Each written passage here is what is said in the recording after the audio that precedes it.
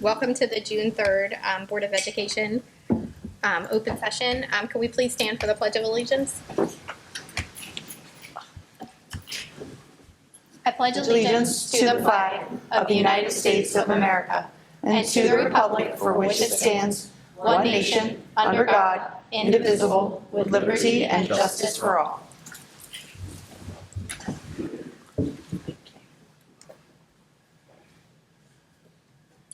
Great. 2.01, approval of agenda. We need to make a motion to open. I'm sorry. Oh, yeah, we do. Can I make a motion to open session, please?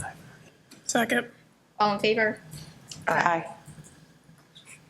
I motion for the Queen Anne's County Board of Education to approve the May 6, 2026 agenda as presented. Second. All is in favor? Aye. Great. I make a motion to approve the minutes for May 6, 2026 closed session and the minutes for May 6, 2026 open session. Second. All is in favor? Aye. All right, next up we have our School Resource Officer Recognition Awards. I think let them talk up here first, maybe. Pick it up. I don't know who thought we were, but, I think we're going to do a picture, I think. okay. Need help, Sid? I don't have board docs. It's so weird. You don't have it? No. I had to start using Edge. How do you? Under your bookmark? I had to start using Edge because Good evening, Let's put the speed. sorry, I'm not on the microphone. Good evening, everyone. I'm Sid Penner, Chief Operating Officer, and tonight we want to recognize the Queen Anne's County Sheriff's Office, specifically the Queen Anne's County Sheriff Resource Officers. They put a lot of time into our schools. The one thing that you go through and you look at, it's not just about keeping us safe and protected, it's about building relationships with the kids and the students, and they truly become part of our family. I've seen them where they're playing on the faculty versus the students in basketball games. I've seen them participating in field day. We've even had a couple SROs that decided that they wanted to help coach some of our high school teams. And we would just like to take a few minutes to thank them. They all could not be here tonight because of shift work, but we wanted to thank them for keeping us safe every day and along with building relationships with us. And we truly appreciate everything you do. When I call your name, if you could come up here, we have a little goodie bag with some things in there to keep you energized during the day and a nice little certificate for you. So if I could have, is DFC Cooper here? No. DFC Joe Patakowski.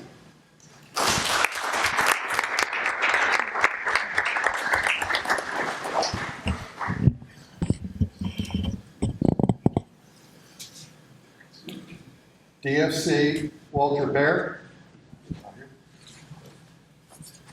DFC Josh Mickle.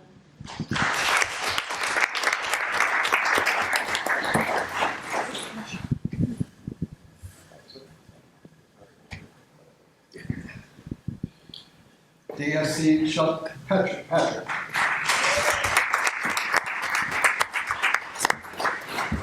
Pride of Churchill Elementary School. And from Graysonville Elementary School, we have DFC Stephen Upa. Them first, and then we'll call them down. She's trying to get us to come up for the photo. Yeah, board members up, and I want to show one other thing too. So I just want to thank our school resource officers for everything they do to keep our kids safe. Every day you can see the impact they're making and just how much the kids and the staff all appreciate them being there. It's awesome. I know when you see the guys out around town, they're always, there's my SRO, they want to say hi. It's just great that they become a part of our school community and help keep us safe. I want to thank them too for giving us this awesome artwork that we can display here.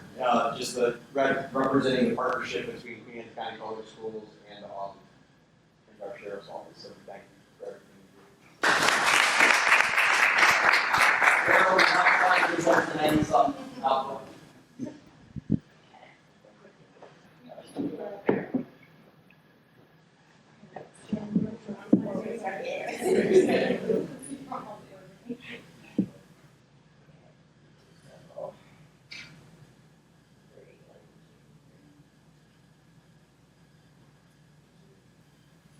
Thank you, guys.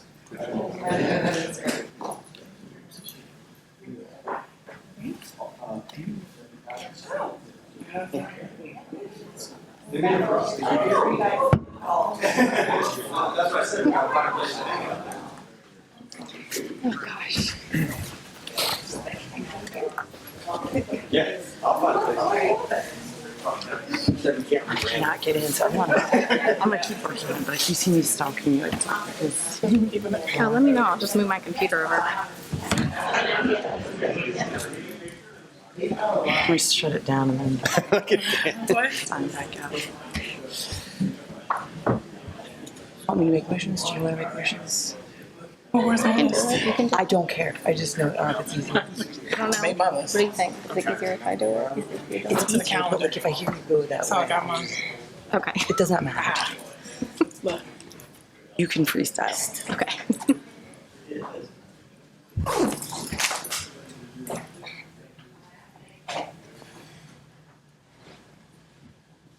Everybody good?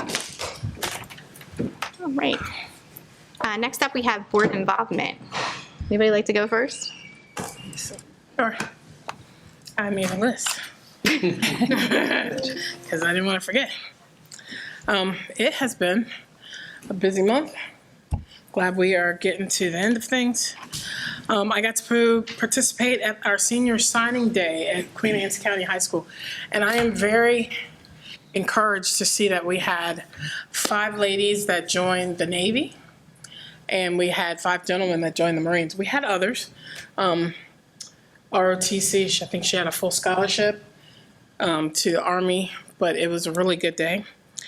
I participated in the board leadership training meeting. What fun that was. Sudlersville Middle School Commissioners Public Budget Meeting. Our graduations, congratulations to the class of 2026. And I missed, but I really wanted to go to our firefighters graduation. I heard that was amazing. And Miss Carrie can tell you all about it when we get to her. Oh, I guess with that lead in, thanks to Shannon, I was able to take her place at the firefighter and EMS class graduation. Always very impressive to see them. I also went to Queen Anne's to see the engineering capstone presentations, and they were amazing. They were all amazing, but I especially liked the guitars. And our student board member, Thomas, actually designed a guitar with like a built-in stand, and very impressive.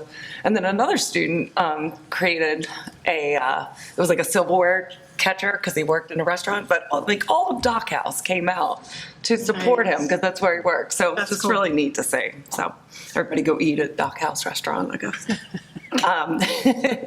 And then I also went to the Innovation Night at Kent Island High School, and just as impressive, all the projects there. I love how so many of them gravitate towards crabbing and fishing. You can tell we're on the shore, but the biomed ones were like beyond my understanding, but very impressive. I went to the commissioners' budget meetings, both of them, and asked them for some more money.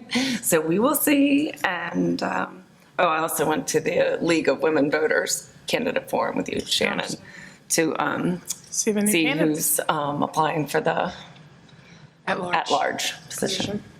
Okay. I can go.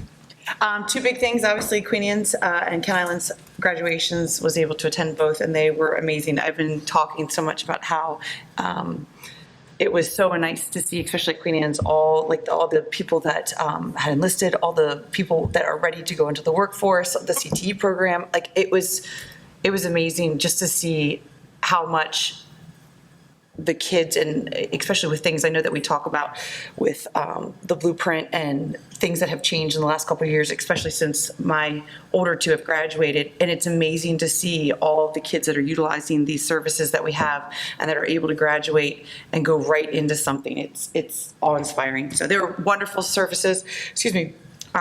Beautiful day, little windy, at least to Kent Island, lost a couple hats, but it's good. I also was able to attend the Commissioner Liaison meeting to go over some things, obviously to talk about the budget as well. But yeah, all in all, it's May-December is kind of over. We're kind of wrapping up June and the end of the school year. But yeah, I was able to get to some things and it was nice. So the state superintendent visit. Oh, yeah, I did do the state superintendent visit. Look at me. Yeah, we went to Mattapique, Dr. Kivler and I, and Carrie, we went with Dr. Carrie Wright, attended Mattapique Elementary, and we were able to go on a walking tour with her, and that was very cool. Saw the Mattapique concert play Star Wars with the band. I just want to give a shout out and say congratulations to all the graduates and retirees and everyone else. Hang in there. There's 2 more weeks of school. Woo, 2 more weeks. 10 days, Oh, 10 days, sorry. That's 2 weeks. 10 school days. 10 school days. Yep, I'm good. I'll just reiterate on congrats to the class of 2026 on graduation. Again, one of my favorite parts was seeing everybody in the CTE program and everybody standing up. There was an extensive amount of students that stood up whenever they called their curriculum out. I would love to see that grow. I hope we can use that as a public endorsement on how much our CTE program is, how many kids or students are on a wait list, and we can expand this program. I would love to see that. I know it takes funding, so hint, hint. And hopefully we can start working with the Chesapeake College moving forward, just to give these students a leg up going forward. I think that's something we should really advocate for. College is fantastic, fully support it, but not everybody wants to go to school, and the trade schools can definitely push it right in the workforce. Attended the commissioners meeting, the liaison meeting. Again, funding was the hot topic there, so requesting more funding. Was at both the graduations, did the leadership program again. Yeah, that was fantastic. Whole fun 3 hours staring at a computer. Was it only 3? Might have been 4. Okay. I Same lost track. long. Congrats to Kent Island lacrosse and baseball. Made the state championships. Didn't quite get it done, but that's a heck of a season. So congrats to them. If I missed any other athletic programs, please let me know. We can give a shout out to them as well. So, that's it. All right, thanks. Dr. Kivler. Thank you. Definitely a busy month. So I think I've told you before, we get together with superintendents roughly once a month, and I've shared with my colleagues around the state in my first year. The end of the school year is not for the faint of heart being a superintendent with the schedule, but it's all good things. It's really exciting. Did a lot of athletic events and things, but I do want to focus a little bit on academics. So I was able to attend a Carson Scholars Lunch sponsored by Dr. Ben Carson. We had 3 students in Queen Anne's County Public Schools receive a Carson Scholars Scholarship. Say that 5 times fast. And that was incredible to get together and just celebrate those students. I was also able to go to the American Legion and celebrate essay contest winners, celebrating the American 250th, and for celebrating middle and elementary school students around the district. It was just really cool to see the families come out. We appreciate the support of the American Legion, the auxiliaries there, putting that on for our students. And lastly, I'll just reiterate graduation. Graduation will always be my favorite event of the year, just because it is the culmination of the career of all of our students in Queen Anne's County Public Schools. It's just such a great achievement and milestone for students. You all have hit some of the big highlights of that event, but it's just great to see the students and learn whatever the path is. I just want them to be happy and prepared for whatever that next step is, be it career, military service, or college, to know that our students between both high schools received over $6 million in college scholarships just shows all the positives going on here, and it's just great to see. And I thank you all for being at those events as well. It's unique how many people show up to support our students, and it's just great to see, and I thank you. Thank you, Dr. Kibler.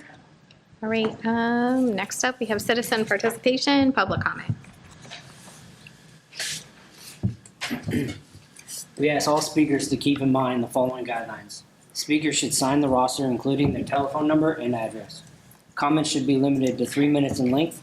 Comments longer than 3 minutes should be submitted in writing. Statements to the board should relate to the matter of general policy over which the board has authority. Comments about the actions or statements of individuals, staff members, are not appropriate for public comments and should be referred to the superintendent of schools or board president. If you have specific questions, the board will make sure an appropriate staff member responds to your question. The board respects your desire and right to convey your message freely, but asks, as a courtesy to this board and our citizens, that you show respect for all.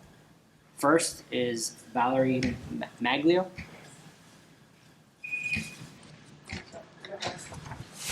In the front.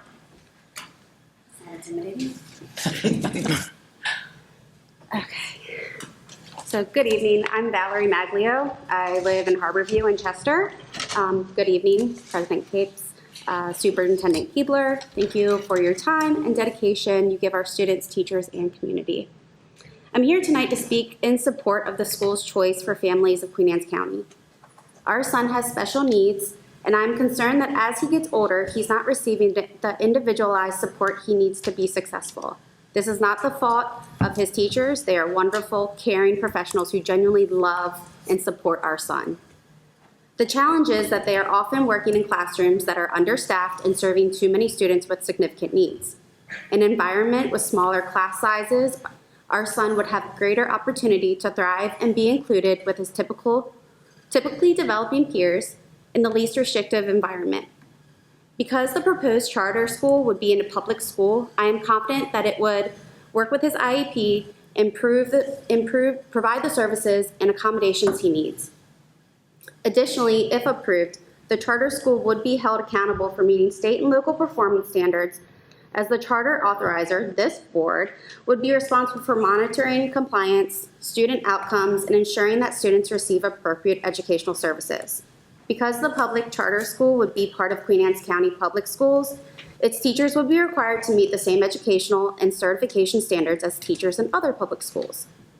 I believe that the focus on a classical education, combined with our son's IEP goals and objectives, would benefit him. A classical education focuses on the trivium model, which simply means the curriculum matches teaching methods to a child's natural development stages, gathering facts, analyzing why, and expressing ideas. By focusing on core fundamental knowledge and logistical thought processes, classical education prepares students for higher education and diverse professional careers. Every child learns differently, and every family should have access to educational options that best meet their child's individual needs. For our family, having another public school choice within Queen Anne's County could provide an opportunity for our son to reach his full potential. Thank you for your time and consideration this evening. Thank you. Next up is Mr. Richard McNeil.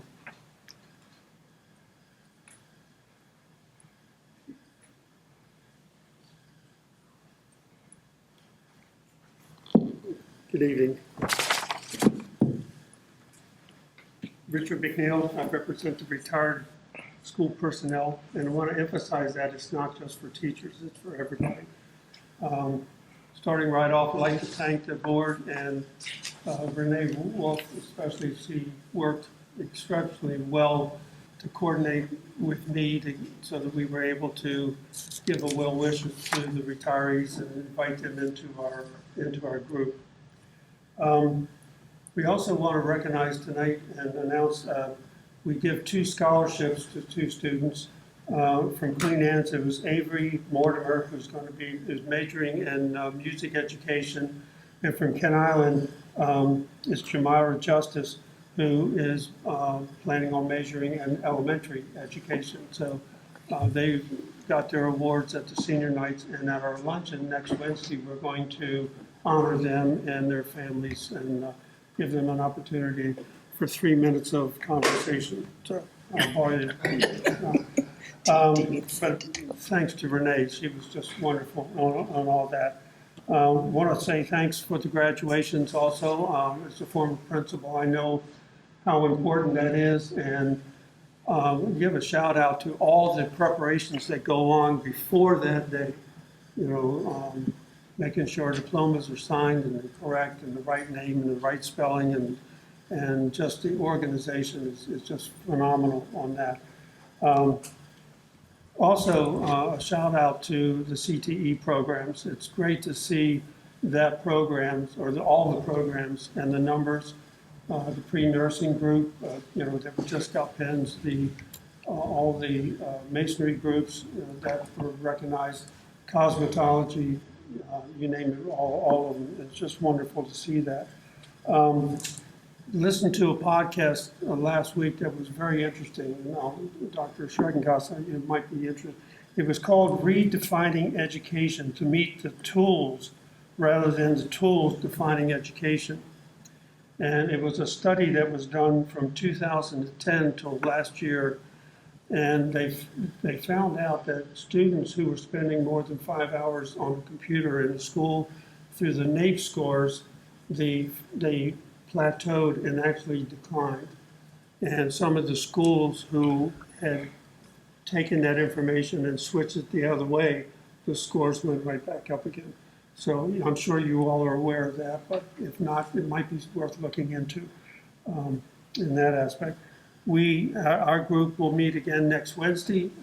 If you're in the area, opportunity, we have a picnic lunch, fried chicken and potato salad and all the good stuff. Feel free to join us on that part. And if I don't see you for the summer, have a nice summer. And the budget meetings the one I went to was well informed, so good luck with all that. And Thank you. Mr. Pender. Next is Angela Short.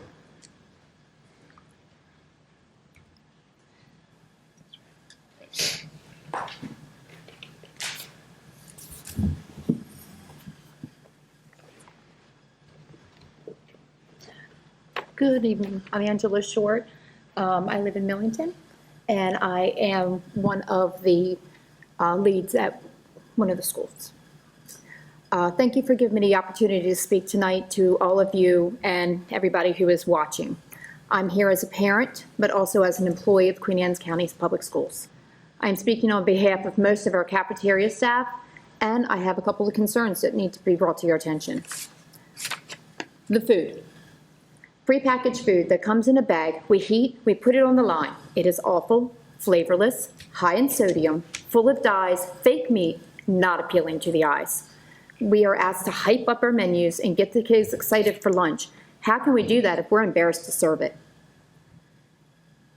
My school alone has gone from 250 to 280 lunches a day to 170, switching to this newfound cheap, unhealthy meal. My own children eat elsewhere because it's not appetizing. What's good for some in the schools is not for others. The health department stated that we have to cut all fruits and vegetables. Oranges were removed from my classroom, or from my kids' cafeteria, because I was following the law. And I no longer can have them for my students. That makes a really good statement. The state of Maryland has the same state and federal guidelines across the board.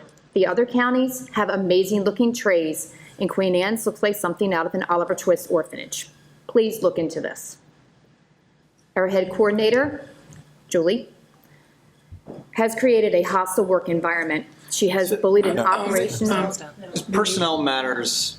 I have already brought it. Nobody will This is for listen. general board policy related, not for individual personnel Oh, that's agreements and fine. disputes. This can be directed to the superintendent. Okay, well, that has been directed, and we have been ignored. We have also sent numerous emails to the board and has been ignored.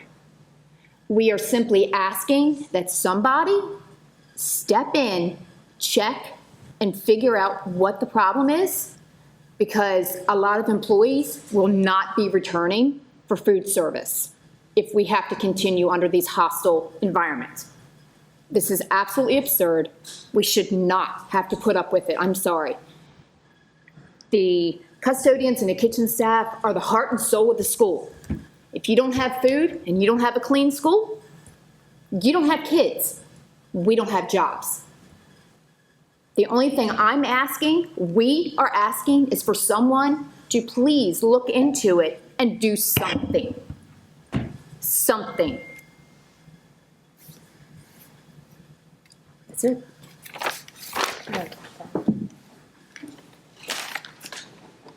It's Cassandra Krug. Did I say that right? Krug?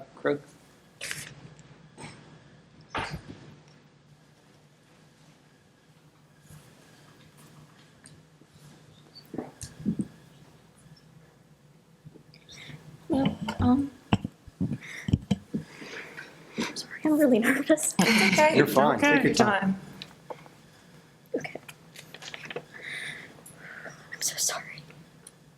Can I grab my mom real quick? I'm so sorry. You want somebody to read it? You want to have your mom come up and sit with you? You can, absolutely. Yeah. My mom. Absolutely. Do you have any tissues?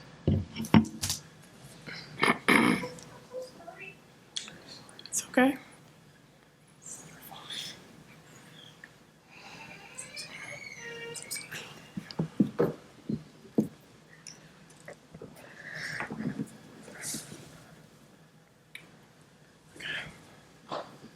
Okay.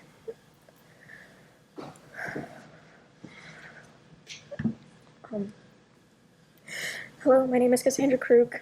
I'm a student at Kent Island High School, and I am here as part of my capstone project for my AP government class. We were tasked with finding a issue or something that we believe could be changed for better. I am here to talk about high school start times.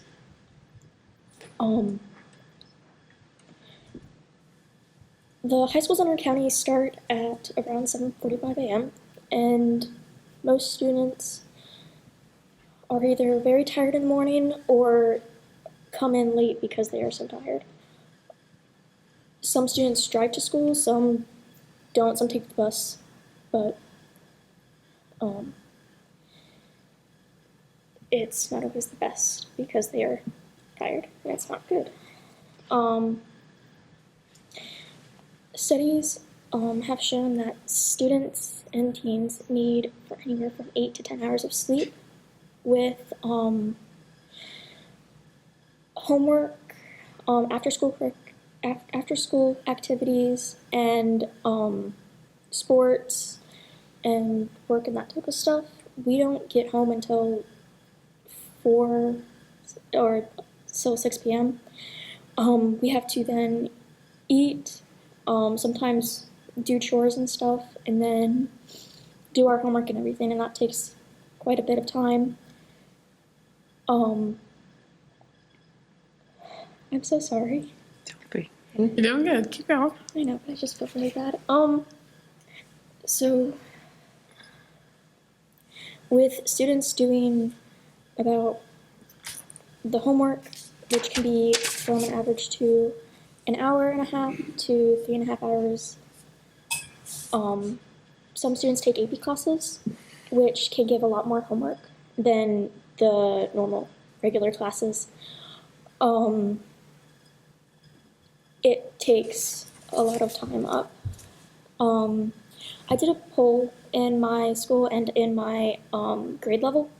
I got about 90 answers. What I asked my classmates were around what time they go to bed and around what time they wake up.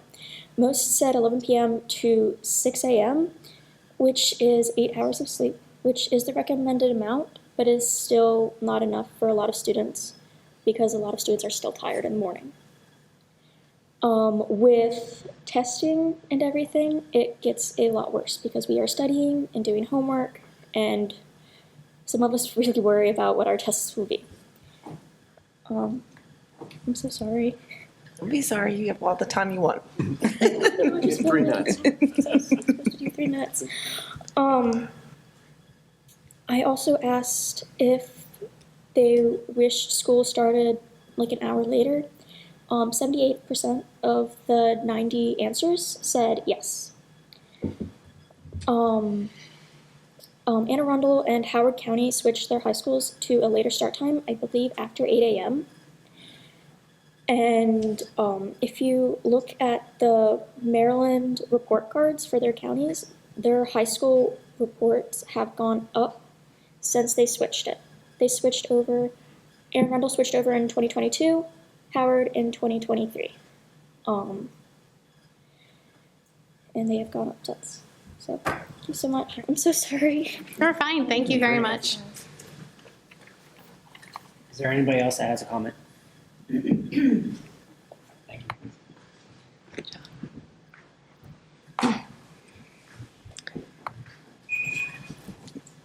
Next up, we have 6.01, the Human Resources Report. Do we have a motion?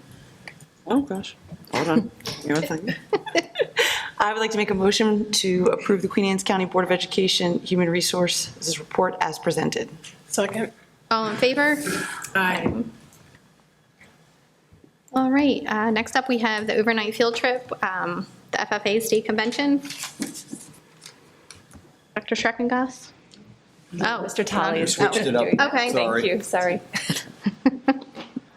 Good evening, President Capes, Dr. Kibler, board members, and executive team. For the record, my name is Adam Tolley, Supervisor of Career and Technical Education. I'm here tonight representing Mr. Brian Stokes, our ag teacher and FFA advisor, who could not be here this evening. So on behalf of Mr. Stokes, I am requesting permission for the Queen Anne's County FFA to attend the Maryland State Convention in Garrett County, Maryland, from June 22nd to June 25th. We got any questions? No? I actually Go had ahead. one, sorry. The cost of the bus, it's only 6 students, correct?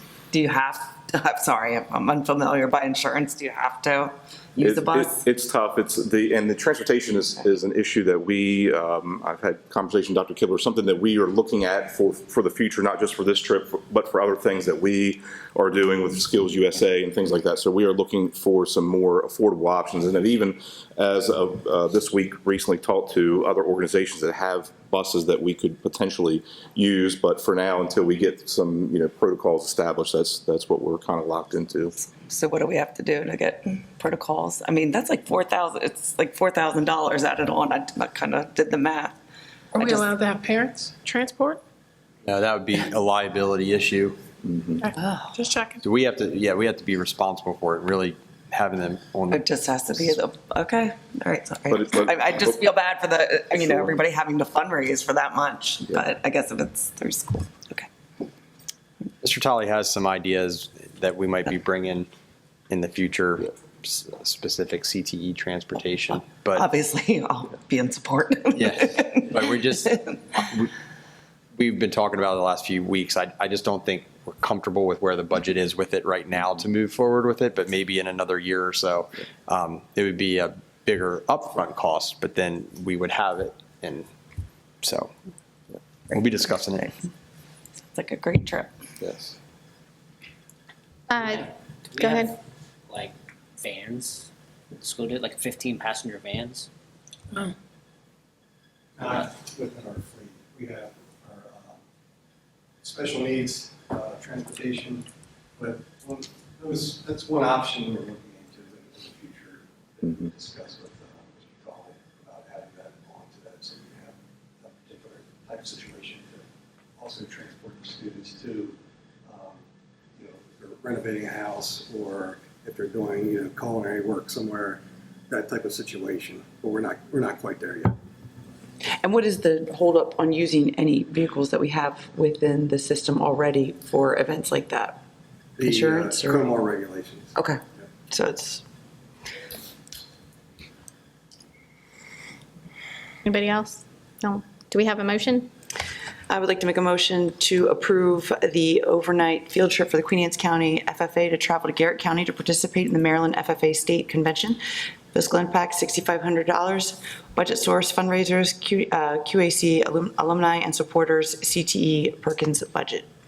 Second. All in favor? Aye. Thank you. Thank you very much. Next up, we have Mr. Combs with 6.03, purchase approval, Microsoft licensing. You can stay up here till. As he gets set up, I'll just remind the board, we're coming to that fun time of year where we start spending money preparing for next school year already, without this school year being finished. So this is the start.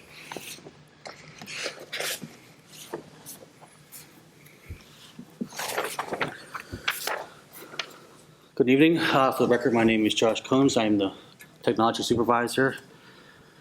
Tonight, for the first agenda, I'm looking for purchase approval for Microsoft license. This is a annual renewal. This obviously is the first time I've been doing it since 96, 97. The price is the same as last year. Hasn't went up. We're still under the same contract. We're in year 4 out of 5. It's actually going to cost us a little bit less this year than last year because we have a little bit less staff and we pay by staff. So we're actually not going to cost us anything more this year.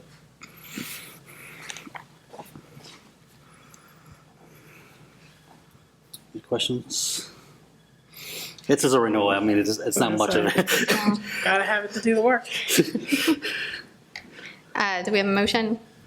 I'd like to make a motion to approve, for Queens County Board of Education to approve the MEEC Microsoft EES Agreement Year 4 for the term of August 1st, 2026 to July 31st, 2027 with Bell Technologics. Fiscal impact, $73,952.64. Budget source, local FY27 technology software licensing budget. Second. Those in favor? Aye. Looks like we have you again, Lightspeed Internet filtering. Yes, this is, again, another renewal. We've been using this for quite a few years now. This is our internet content filtering both for staff and students for the county. Looking from last year to this year, about an increase of about 4.5%, which is pretty good for a software increase. And then you'll see in the agenda item, just different pricing through other vendors and resellers. This is giving you an idea of what it costs per unit and what we're paying for. Questions? No? We have a motion? I'd like to make a motion for the Queen Anne's County Board of Ed to approve the MEEC Microsoft EES Agreement Year for the term, wait, no, that's not the same one. Is it the same one? Oh, that's one. Okay, sorry, I didn't click down. Queen Anne's County Board of Education to approve the purchase of the Lightspeed Internet Content Filter subscription through the reseller Data Network for the term of July 1st, 2026 to June 30th, 2027. Fiscal impact, $64,170. Budget source, local FY27 technology software licensing budget. Second. All those in favor? Aye. Student Chromebooks. Okay, so, yeah, you get me. So this is trying to do devices through 1 through 8. At the moment, we're a little bit lower than the number I originally had proposed in the capital budget. Really started in December in this year because of the AI boom. Memory and SSDs have really skyrocketed, and then Chromebooks have switched over from one type of memory to the more expensive memory for AI support. So it went up dramatically more than I expected. So this is at least to get us started, so I can at least do the middle schools and most of the first and second grade, because if I don't order now, I won't be ready before the start of the year, and then we'll see if we can adjust some other budget items in order to fund the rest of them. But right now, this meets what I originally proposed to you guys back in March for the capital. Can I ask a question? Yeah. So what's going on with a current Chromebook? You said the memory, like things are. Oh, well, for the pricing, why it costs so much more than it did, say, 3 years ago, about a 30% increase Gotcha. 3 years ago because of the AI boom. It's caused all the hardware, especially with anything with really a piece of RAM in it. We're in the cycle of placing them. Yes, is what so I think she's this trying is- to Is this a natural thing that we're typically doing Yes. during the Yes, school part of year? our- What was the last time this kind of 4 purchase years. was? We do it every 4 years for each grade level, for each set of grade levels. Try to do high school, middle, and elementary. Because of the funding shortfall last year, we couldn't do elementary at all. So we're trying to catch back up in order to get us back on a 4-year cycle. We're already 5 years in elementary. We're already over 4 years at the middle school. And by that point, because we use them every day, the chargers, the batteries, they're pretty much well used by the time we're finished with them after that period of time.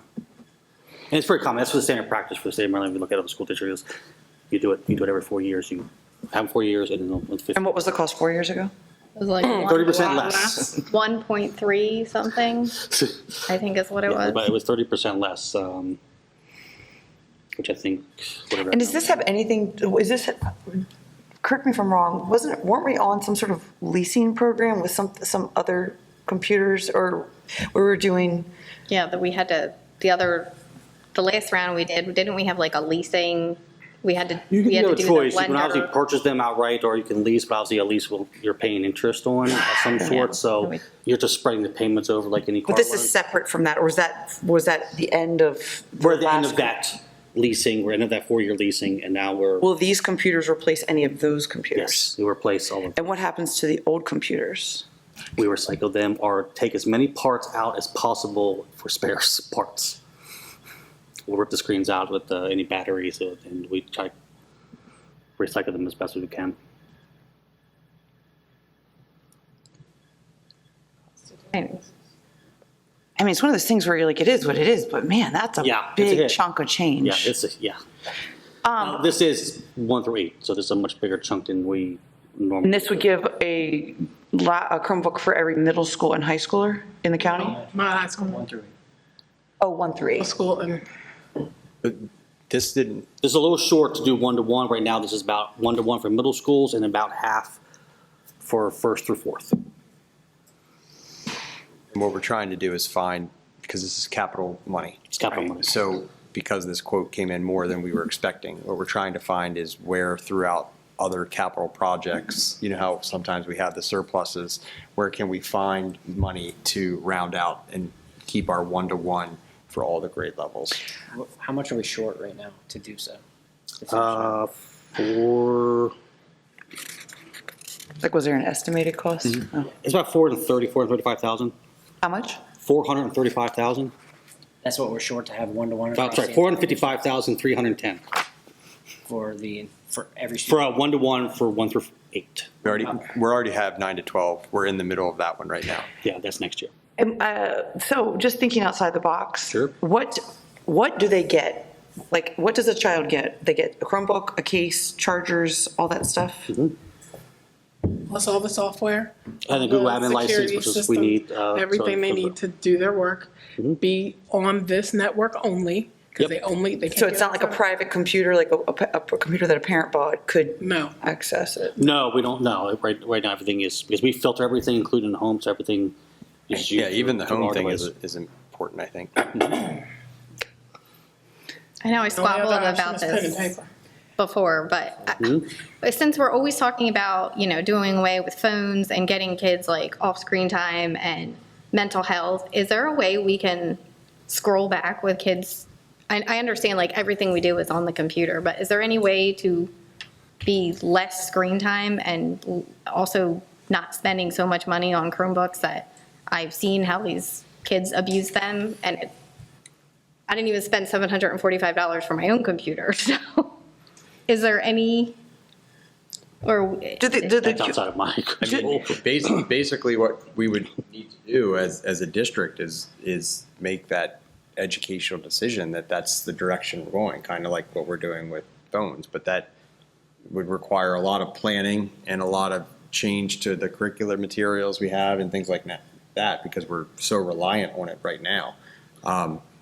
Making a decision just today to all of a sudden not be 1-to-1 would. There's a lot of pieces connected to it, because we have the scale, like I said, descriptions, how we collect data, how we test, how we how we do the day-to-day, we would have to change all of that. I mean, we certainly can. Yeah, we can definitely look at it into as it. a plan, if we wanted to. It goes directly into what Downgrade Mr. that. McNeil was speaking about. What, I concur.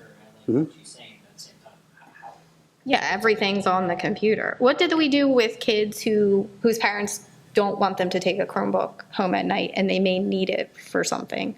Are they have an option? An option?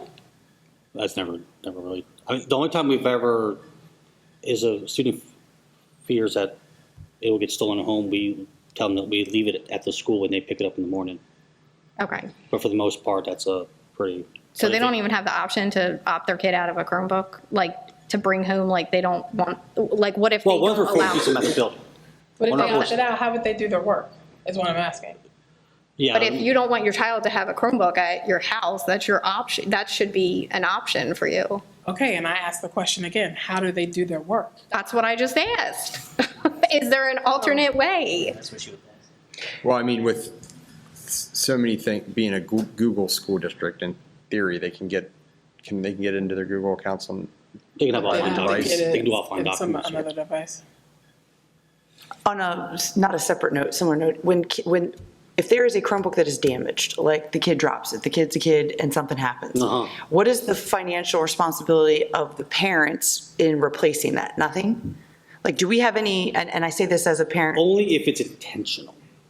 How do you know that? I mean, of course, they're going to say they didn't mean to make it intentional. They've been doing it for So 12 my years. question is, in terms of like trying to help kind of offset this 400,000, has the school system ever considered some sort of insurance plan, or I don't know, I have a gap between my kids, so my When older they kid, first came out, they did. why do we get away from that? Parents were required to purchase insurance so that. I remember purchasing. Because I remember. So why don't we do purchasing. that anymore? I don't know. I'm thinking outside the box and Fifth grade, sort of creating some sort first of, I know that there's probably some warranties and stuff that come on here, but I mean, kids are kids, and no kid's gonna be like, I threw it on the ground. So if, I would also know that if my child had a Chromebook and I was responsible for replacing it at cost, I would sign up for the insurance wholeheartedly. Right now, we do have accidental, so most things are covered. You drop off a desk, it's covered. If it's, a lot of screen breaks are the big ones, turn of keys and stuff like that, you see a lot of, but screens are turn replaced. They're the biggest one, and that is covered. That's, our insurance covers all of that. The only time is if you get intentional, like where the kid will tell you straight up, I threw this across the room. Well, that's intentional damage. If I threw it and broke a window, who pays for that at a school? Right, and it falls down to what the policy is and who's responsible, but, it's treated like any other textbook at that point. I do have some, this isn't maybe not a conversation for today, but with piggybacking on Alexis, if kids have the ability to access their school stuff from home, like the opposite traffic, I just wonder how much. But because of equity reasons, we can't assume that children will have. But they would be able to take it home. Like if a parent opts to not have it, to use maybe something that's not. I'm just trying to think too about how to like roll this back, because this is just going to continue. Like technology is going to get more, and every 4 years there's going to be this increase that we can't prepare for. It's maybe a conversation we can have at a later date. But I just think that kids having these $800 devices, it's wild how much they're increasing in cost. And I did this with multiple vendors 8-year-olds. to make sure that that price was same across the board, and they all came across within $20 of each other. Yeah. So I didn't just quote just one company. It just happened to be the lowest one. Oh, I don't have any issues with how you acquired Yeah, it. I'm choking on the cost how right much now. it is affected across the board. This and it does hit us hard. If we do want to continue the conversation about having a virtual inclement weather plan, this is going to be Essential. necessary.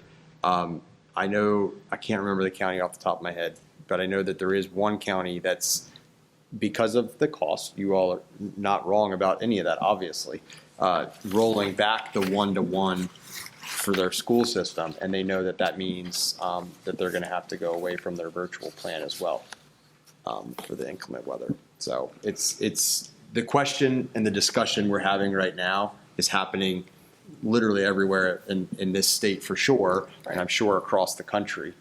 So, yeah. Well, should we try harder to stretch another year or two past the 4? This is already in it one extra year. We already did one extra year for the elementary. And I they're mean, already complaining like crazy right now that they're not charging and they're not, is it? and the USB cords don't work anymore. The charging cables don't work anymore. What did we hear today, Dr. Schreckengoss, on a school visit? They needed almost half of their schools replaced. They had a request for us if we were not doing the full replacement for next year because they're just getting so bad holding their charge and things like that. Because we've already extended that one extra. And I would love to do maybe batteries, but we've got to hand do every single one. That's 6,000 devices to do by hand. But I can't find batteries either. I tried last month and we bought every battery in every depot possible for this. That's another part that gets difficult to find during different times of the year. I'm just, one thing I'm thinking about in terms of the conversation moving forward is if kids have access to their Chromebooks at school, Yep. I think I'm looking at as a parent of a child, I mean, I certainly don't want to spend any more money, but I also think too, there could be potentially the opportunity to look at maybe not leasing them, but having it where, I mean, it's kind of an amazing right, like to have a computer. My kids moved to this county and got computers in elementary school. I was like, this is wild. Like my kid is getting a computer to take home, and it might be standard everywhere. But I also think too, there could be an option of there being some sort of annual, be able to take it home. I don't know. Just trying to think about ways to increase, I know that there's a lot of conversations people are having of wanting more and things. They want more teachers, they want more, and everything costs money. And if money's an issue, we have to start thinking outside the box. We can't have everything. And as much as we want it, the numbers are what they are. So I'm just thinking maybe for a future conversation with the board, talking about how parents can maybe offset some of these costs by if we had some sort of program where in order to take it home, there's like an annual thing. Can you remind me where are we at on the payment or in the number of years for the high schools? That's next year. High schools are up for next year. So one thing that we could do, Dr. Schreckengoss, over the coming months is we could start looking into what it might look like if we went away from the one-to-one. And if we went ahead and did this, since high school's next, we probably would not change it at the high school level, but we would have these newer laptops that we're buying right now for elementary that we could push up if the board would decide to make a major decision like that and go away from one-to-one in general. So I'm telling you, I don't know, Dr. Schreckengoss, if you're feeling it, this would be a huge shift to make on June 3rd for next year. But if we went ahead and did this, it would give us some time to continue this discussion into next school year to what that could look like when the high school ones come up, and maybe we wouldn't need to do it if we were going to make that decision as a district. That's just one potential strategy we could go right now. Okay. Which kind of goes with what you're suggesting. Yeah. I think at the end of the day, I think this purchase is going to happen. But I think I would like to continue with, if the other board members are in agreement on how, on our end, we can utilize this in a way that helps kind of get where all of our heads are at collectively. Any more questions? Do we have a motion? I would like to make a motion for the Queen Anne's County Board of Education to approve the purchase of 3,467 Dell Chromebooks, fiscal impact $2,069,799, budget source capital funds. Second. All in favor? Aye. All right, Clear Touch Interactive Flat Panels. All right, this is another capital project. So this is part of our 10-year plan to put some kind of projecting device in all the classrooms in the county. So we were looking at 79 flat panels for Bayside Elementary, Centerville Elementary, and Kent Elementary, and that'll be for all the classrooms. And then I can include down here prices throughout multiple vendors. This is something we're looking at to do over the summer as much as we can. And we'll have them delivered directly to the schools, and then from there we'll start installing them. And are these the flat panels that are replacing, like, doing things on projectors? Yeah. So what we did was, I think we've talked a little bit about how we pull principals with our supervisors once a month for meetings. And so during the budget planning process, I actually think we talked about this for those of you that joined the budget discussion meeting. We were talking about at the different grade levels, what the best technology is. We for each level reevaluated in the to classroom. get the most, Get what's the them- cheapest option and what works the best. And this is for the elementaries, and we have a different plan for middle school, and we have a different plan for the high schools moving forward. Based on feedback. Based on feedback and based on. So trying middle to save schools and money. high schools don't have the interactive TVs? Tell them can you tell them Sorry? what the plan is for middle and high school when we do High replacement? middle school, just do standard projectors, not interactive, just standard projection. We'd rather save the money of not having interactive because of the cost of that to at least project. The high schools would like to really just to have a TV. Okay. Coded directly to the computer. And when is that change going to take, like, in other words, can any Whenever of the the, next school comes online, what they decide is what we're going to do. will any of the current interactives you said they're going to stay in the middle school, or they're going to go more projector? Sorry, you just said the middle school plan. The middle school plan was not being interactive. They have projectors now. Most of them are interactive. As we move on, they'll be non-interactive. We only did one school so far. So when their 10-year cycle goes back up, we will switch over to regular projectors that have been. Okay, so that's what I'm saying. So in middle schools currently, there are the interactive TVs in some of them. Interactive projectors. So they're a little Oh, bit. I didn't know that. Yeah, so That's it's the basically difference. projects, but you can use a pen to, like a wireless mouse, to basically control it versus Gotcha. a TV, which you can physically touch like a laptop screen. Okay. So there's no ability to move what's currently in the middle schools into the elementary schools because, okay. Yeah. And based on the cycle too. Yeah, very different technologies. If there would be a room that could work to be saved, we would save it, but most of it, they're done. Gotcha. Any other questions? No, but I would like to make this a statement to those listening, so people understand that the last two items are being budgeted out of capital. Yes. Even if we decided not to spend either one of these dollar values, they would not get us any more teachers. They would not get us any more staff because it is capital. It is a separate funding budget, and it doesn't make a difference. We either spend it or we don't, but it doesn't help anything else that everybody's been asking for. Every moment we ask for money. So that's all I had to say. Thank you. And so this is for elementary schools. Are the others three? Sorry. Okay, and then are the others planned for next year? This is the first, like I have a 10-year plan. A 10-year. A 10-year plan, so it's like 2 or 3 per year. Okay. But like if you do And a we're high like year school, 3 if you now, do a high before. school, that would be the only one in that year. 'cause How it's did so we big. pick? Based on what the technology they had before and how old it was. Okay. Oldest went first. Gotcha. All right. And I would just add, There was a logic to it. You gotta come with something. Just making sure. but these are all great questions. And No, absolutely. The reality is not every one lasts a full 10 years. So like we're having some issues with a couple classrooms at Stevensville Middle School. So we're trying to find money to be able to replace a couple projectors at Stevensville Middle School until they come up in the cycle.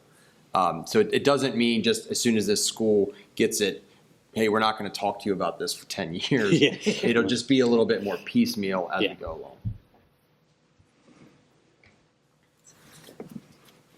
And do we have a motion? I'd like to make a motion for the Queen Anne's County Board of Education to approve the purchase of 79 Clear Touch interactive flat panel units, fiscal impact $179,848.75, budget source capital. Second. All those in favor? Aye. Thank you. Bye. Thank you. Next up, we have 6.07 Navigate 360 Behavior Threat Assessment Case Management Bundle. Mr. Evans.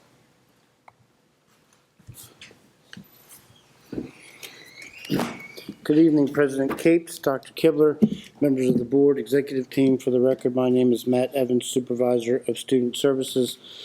The contract before you is with Navigate 360 $360 for Behavior Threat Assessment Case Management Bundle. The purpose of this is to enhance school safety through the CSTAG, or Comprehensive School Threat Assessment Guidelines. We use this to provide all schools with a digital platform for asynchronous trainings, e-learning, data storage for all behavior threat assessments and suicide risk assessments. The fiscal impact is $57,500, which is funded through a Department of Justice Stop Violence School grant. This would be for 1 year. Any questions? Sorry. I do have a question. It's to Dr. Kibler. Was this something that was discussed when you guys had meetings about just things going on in the county in terms of something that we needed? I mean, I think it's awesome that it's. We already have this. This So- is just. Oh, it's just a renewal. This is a Gotcha. 3-year grant. This would be the 2nd year. Understood. But it is helpful, and I don't know that either of the two meetings I talked about, we specifically talked about this, but I'm sure that in the smaller work group that this product comes. It's, yes, and we've, so this year was the first year we used it, and it's both for actual threats by students externally and also threats of self-harm. And so we investigate all those cases, and all the behavior threat assessment teams in each school receive training, but also it provides a digital platform where we can store and have these cases that also, so that if staff are to change, we also have this information. So it's a holding place for the information. Okay. As well as training. And you've conducted training with what groups of So employees? that's a good question. The behavior threat assessment teams are made up of administrators, school counselors, school psychologists, SROs, PPWs, and mental health specialists. And there's 2 big levels of trainings that we do. The first one is asynchronous. The second one is live synchronous, that is 4 hours long, and we've completed 3 of those, and we'll do another one in October for SROs that have not had it, new SROs, new counselors, things like that. Can you just for somebody who isn't familiar with the platform, how does it work? Is there an alert? Like, is it something that is brought to your attention? Like, how do you get notified that there's something that needs to be addressed? And then. So that part's not digital. So, students say things and we become aware. It's Yes. like, okay, we need to assess this threat and see how imminent it is, how serious it is. Do they have the provisions to actually follow through with the threat? So there's a training that goes through all of that. And the team, it's a team approach. Okay. And then decisions are made based on that. I mean, I think we should definitely get it, but what's the plan once the grant runs out? Or just reapply or just have funds ready? Another good question. So this is the 2nd year. We'll have it for next year as well. A lot of it involves the training and the actual setting up of the platform. The projected, once we have to sustain this ourselves, should have to cost around $20,000 per year. And one of the advantages to our grants is to be able to try things like this without using operating dollars, and it gives us a little bit of time to plan to absorb it into local funds. Right. All right, do we have a motion? I would like to make a motion for the Queen Anne's County Board of Education to approve the 1-year contract with Navigate 360 for the Behavior Threat Assessment Case Management Bundle.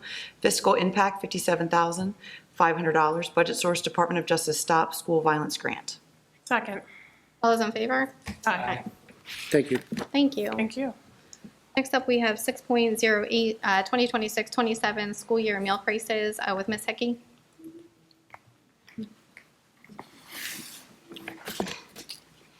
And Mr. Watkins. Good evening. For the record, my name is Rob Watkins, Chief Financial Officer. Good evening, President Capes, Dr. Kibler, board members, and executive team. For the record, I'm Julie Hickey, Coordinator of Food Services. I come before you tonight seeking approval for a meal price increase of 25 cents per meal and a 5-cent increase for a carton of milk for school year 26-27.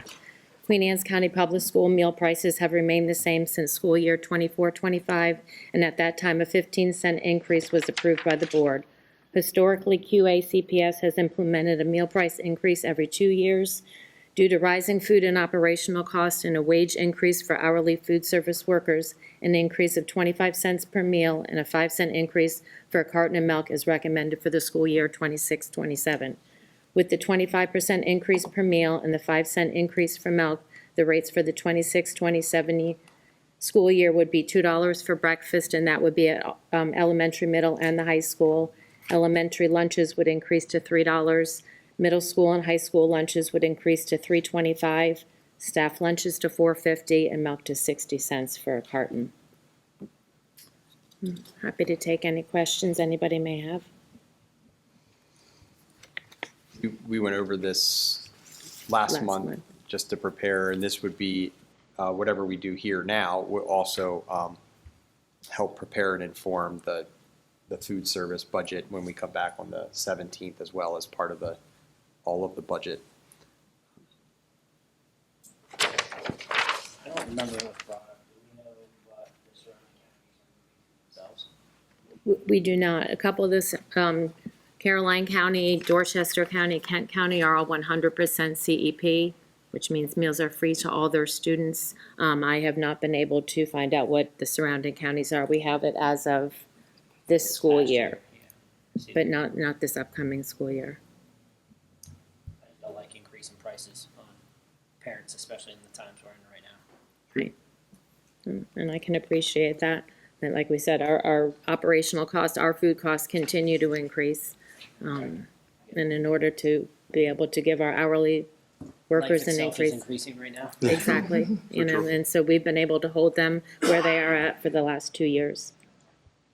So the operating budget is including a proposed increase, not the food service budget, but in addition, but in the operating budget, we're proposing an increase to the hourly rate for our employees. And so we're trying to mirror that in food service as well, to bring that up to $18 an hour from $16 an hour, just to recognize times are tight. I mean, it's not easy all around, but we know how hard folks work, and it's important to me to be able to raise those salaries, and this obviously helps offset that. It's not an easy decision, but it's also missing that increase in COVID, and it makes sense with the funding we were getting, but just everything operationally costing more, it just snowballs. What is our debt owed now for our school lunch? For outstanding meal charges, as of this morning, it was about $3,200. $3,200? $3,200 countywide. And that's across Across everybody? all 14 schools, yes. I mean, I know periodically they have people donate. What happens if that doesn't get covered? Whatever is not covered by any donations is the responsibility of the school where that student is at that current time, so it doesn't roll with that student from year to year. And is 3,200 like an average number, what we carry every year? Mm-hmm. Okay. And we do still have a donation from several years ago that we will use to pay off. Oh, that'll cover this? Mm-hmm. Okay. Whatever we don't get from any other donations. We have several churches that pay off a couple schools at the end of the year. We'll get some anonymous donations.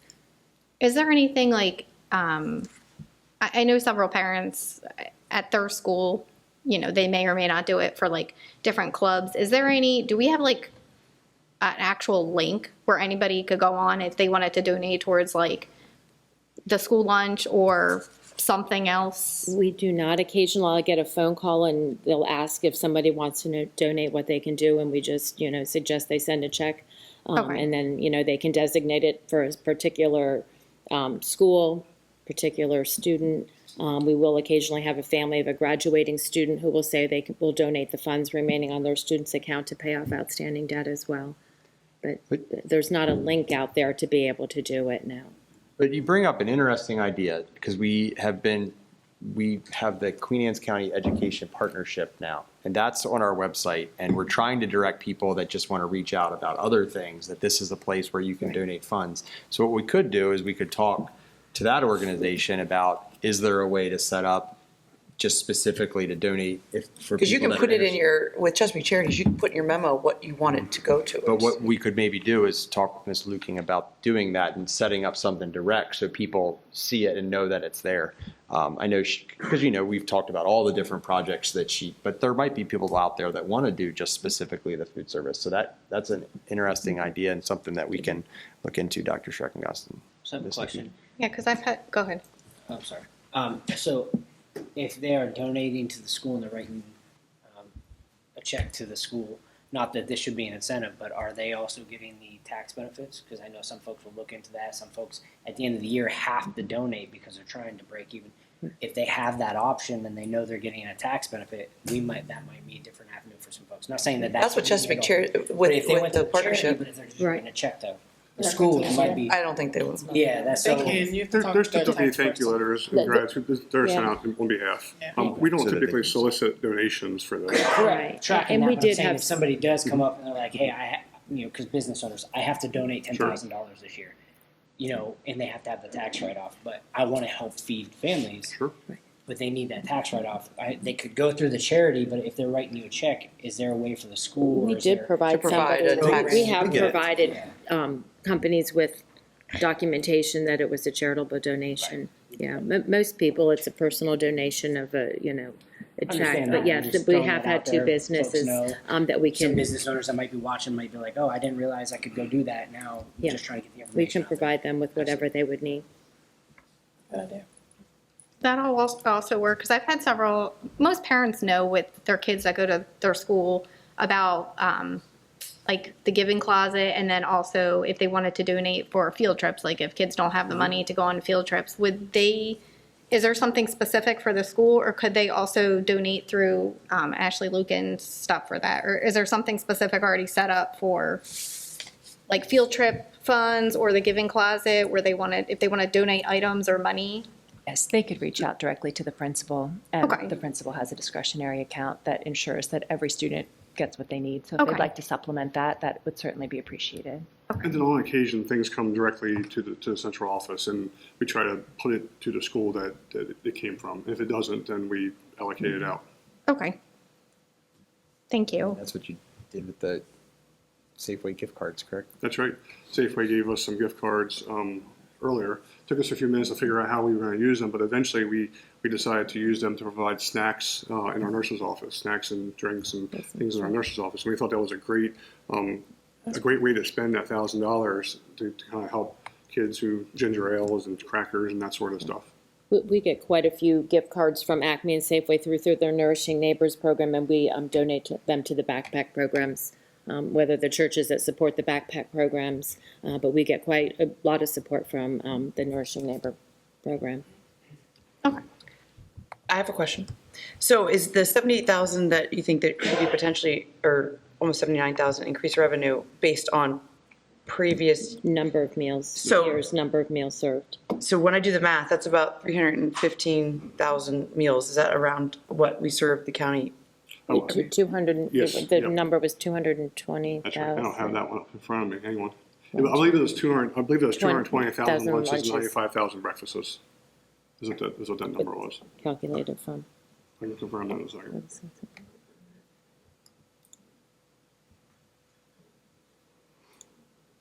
Well, I mean, as much as none of us want to increase the lunch prices, I feel better about it if we can be assured that most of it is going, it's concentrated on the wage increase for the hourly workers, by keeping food costs down and making sure everying else is. 220,000 lunches and 95,000 breakfasts. Mr. Watkins, when we looked at it this afternoon, it's almost 1 for 1, going to Okay. cover the increase to the food service workers. Yep.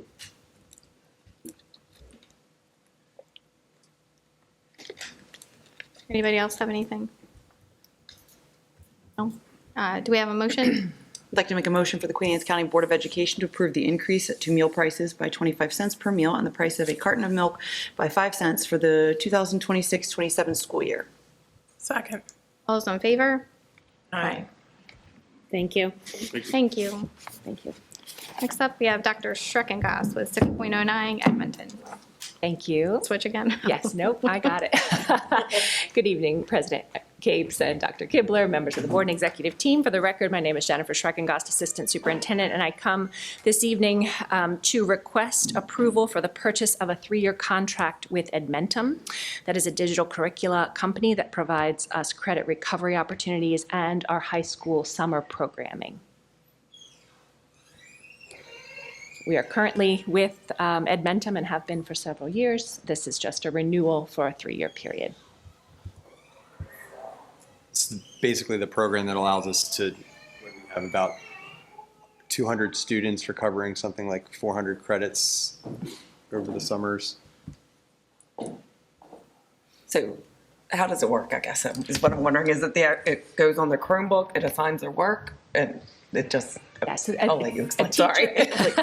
A student who needs a credit recovery, or who, again, is in a summer program for that purpose, or even at a RISE Academy for that purpose, they become enrolled in a course. The curricula is available. Teachers can help supplement instruction, but it can also be a self-directed and self-paced course to enable the compacting that is needed to cover a semester's worth of work independently. And this is mainly high school students then? Correct. Okay. Or only high school students? Yes. They do have opportunities for middle school. We don't use it in that way. And the students aren't on their own with this. We have a teacher that's guiding through and giving and assisting them while they're doing it. This isn't what you're seeing with like the online college and things like that where they're totally on their own. So this is a large sum. Which students, what, is it because they're disciplinary, or are they just falling behind? Were they lazy? Were they sick? Were they, what is the reasoning that, because this is a large sum, but I mean, if students don't want to do their work during the school year, I'm not saying that they're all late, but like, what are the majority of the reasons? I know there's people get sick, there's families, there's leave that, like there's plenty of proper things, but when do we stop catering to students that don't want to, and then they come here and still don't want to? Well, it's difficult to assign the reason that a student fails a course. There are many reasons that could happen, but there are required courses students must pass in order to graduate. So by providing these opportunities, we ensure graduation for students who may not be able to do that. If they just choose not to, then they're just not going to graduate, and that's their own decision, and they move on with life. If they do not earn the required credits to graduate, then they don't. This also has come in handy in situations where students have been enrolled in dual enrollment courses and then for whatever reason withdraw from the course, but it's too late for them to enter into an in-person seat in the high school. So it's an opportunity for them to make good use of that time and still gain a credit. Where we would lose them in their full-time status as students, affecting enrollment and funding. Again, this is a 3-year contract, so it's basically $28,000 for the year, right? Yeah, I was just looking at the invoice, and so it's $84,000, but then, just so I understand, that's what we would only be approving the 28 or the full amount, and that's what it ends up being. Right, the contract itself is for 3 years at $84,600, but we only pay $28,210 each year. Gotcha. And we had budgeted actually for $50,000 for this purpose, so we're coming in way under. So that's a really good point. So we are trying to be, I know we're spending a lot of money tonight, we try to be responsible. And what Dr. Schreckengast found was, coming out of COVID, we were paying for a lot more licenses with Edmentum than we needed. And so in talking with our high schools, the Arise Academy director, we were able to reduce this cost. We are seeking approval because the contract that we are signing is above that $50,000 threshold. And so we would not bring this back over the next 2 years because you are approving it right now for over that $50,000 amount, and it's only affecting us $28,000. If you wanted me to give a minute, I could go back and find just how many credits it allows us to recover in the summer. If I pull up an old board presentation, I wish I would have thought of that earlier, but we pride ourselves on always having that graduation rate that's one of the highest in the state, over 95%. Last year it was 100%. I'm not sure what we're going to be at for this year, but this is a huge tool that helps us to maintain that. And we just know what this does for students to have their high school diploma. So the students are, for the most part, completing the courses, being successful, so. Very much so. And something really nice about this company is that if we purchase 200 licenses, that means I could take 7 as many classes as I wanted on one license. And when I'm finished, my license could then be used by Ms. Bent. So it isn't, doesn't expire with the person. They're recyclable, which is very user-friendly. Right. I mean, we had, what, almost 600 kids that graduated, so 200 license divided, I mean, that's enough. And we'll use them this summer with our summer academies, you know, for ninth graders who maybe haven't earned the 5 credits that we know is indicative of future success. It's a great way for them to get, to recover the credits that they missed and be back on track again in 10th grade. $28,000 a year for all that, rather than putting them back in a class again, I think seems like the better choice. Does the state recognize or provide funding for summer classes and programs like this? Or is the state, it's just kind of on the local school? So that's a great question. So when we came out of COVID, ESSER dollars were allowed to be used for summer school purposes. And so we had some really great, robust programs at the elementary and middle school level, enrichment things that I'm sorry to go that went away because my children would have really liked it themselves too. But when ESSER ran out, that summer school funding ran out as well, and we've had to pick this up locally. So even though we have this Edmentum contract, the summer school program is roughly $30,000 a year for high school credit recovery out of local dollars. We also have extended school year for special education that is funded through special education dollars, and the migrant program over the summer from the migrant grant. But we have to, the other programs we have to fund local, and that's why we've only, to this point, been able, with just the budget issues we've had over the past few years, been able to maintain the high school credit recovery. And we felt like that was extremely important to keep our graduation rates where they are. I hope I answered that question. High school, the summer school summary, 169 students are registered to attend credit recovery high school. Over 200 credits were attempted.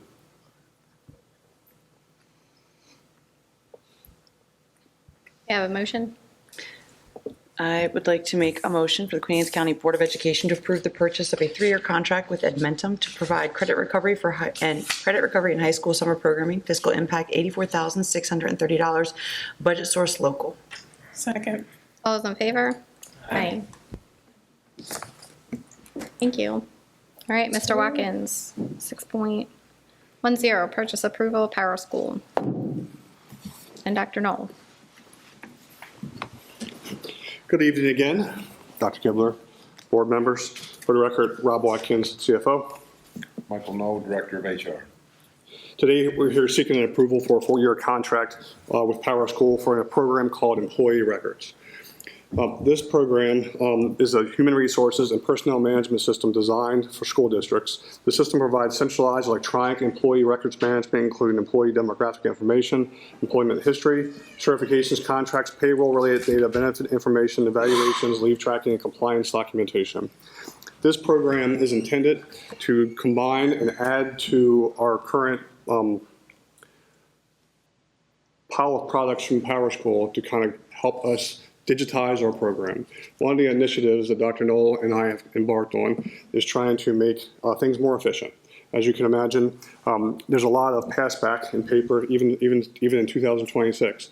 This program will allow us to move to a fully digital employee record system that connects to our finance system.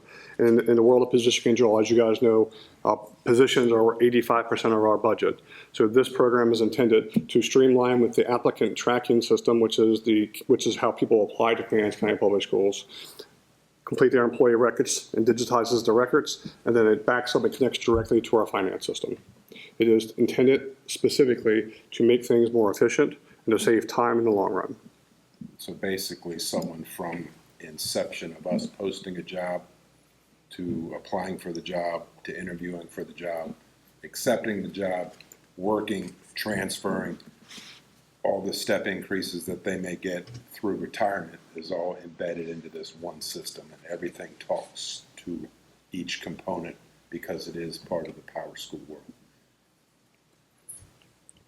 We are seeking a 4-year contract. If you remember last year, we signed a 5-year contract with the other 13 programs that we have with Power School.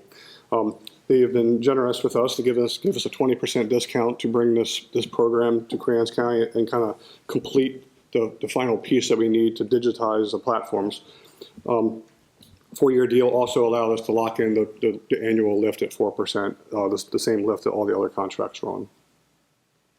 Is there a way to transfer from the current system into the new Power School system, into the employee records? We already are transferring. Basically, the frontline system that we were using, that contract is expiring. So we're going into the applicant tracking portion of Power School. The employee records aspect of it then ties the applicant tracking into e-finance. So what we mentioned a second ago, where everything from posting the job to the employee moving to retirement is all embedded into an electronic system, and it's going to make our department smile. I was gonna say, how have you been doing it not like that? Paper. Oh my God. And it's a lot. It is a lot. And like I said, we are getting away from frontline, so that annual fee is going to go away, and that will then transfer into the Power School aspect. The most important aspect of this program is that it backs up to the finance program nicely. It will help us ensure that we're spending the money the way we're supposed to be spending money with the positions we should be. It just adds extra layers of security and supervision to the program. And by Mr. Watkins being able to negotiate this with the savings from the other Power School products, it helps us with our FY27 budget request, where we had this in there. That just gets to come off the FY27 budget request because we're building this in now with savings. We still haven't hit the savings mark yet. We're still inside of less money than we would have spent. We had negotiated the contract. Mr. Watkins is very convincing when talking to salesmen. And just tracking based on the other conversation we had about the bundle, we are approving it, and then every year when I'm looking at the breakdown, it just wouldn't come to the board. You would just go. That is correct. It's an annual cost. Do we have a motion? Sorry. Sorry. Can I say? Yeah. Mr. Watkins and I are committed to you all and the public knowing where we're spending this money. I have zero complaints. No, so what I want to say is we are bringing this because total the contract we are signing is over the $50,000 threshold. We could skirt this by doing individual years that we're going to renew. That is not transparent to you all and the public. And so that's why we're bringing this and making sure you see we're capitalizing on the savings by doing a 5-year plan and showing you where every dollar is going. And so I thank Mr. Watkins for the savings and being on the same page with myself to make sure that you guys know what we're spending money on. I would say, speaking for the board, we appreciate that.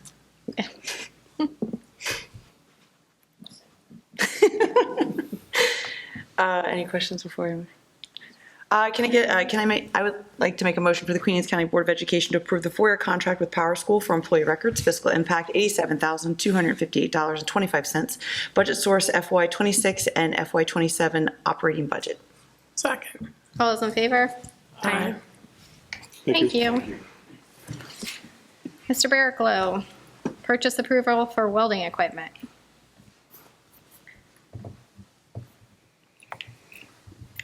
Mr. Tolley. Good evening, President Capes, Vice President Dreyer, board members, Dr. Kibler, executive team. For the record, my name is Daryl Barraclough. I'm the supervisor of facilities and design. And with me this evening, Adam Tolley, supervisor of career and technical education. Okay, and before you this evening, we are coming, seeking approval of the purchase of replacement student welding stations for the Career and Technology Education Welding Program at Queen Anne's County High School.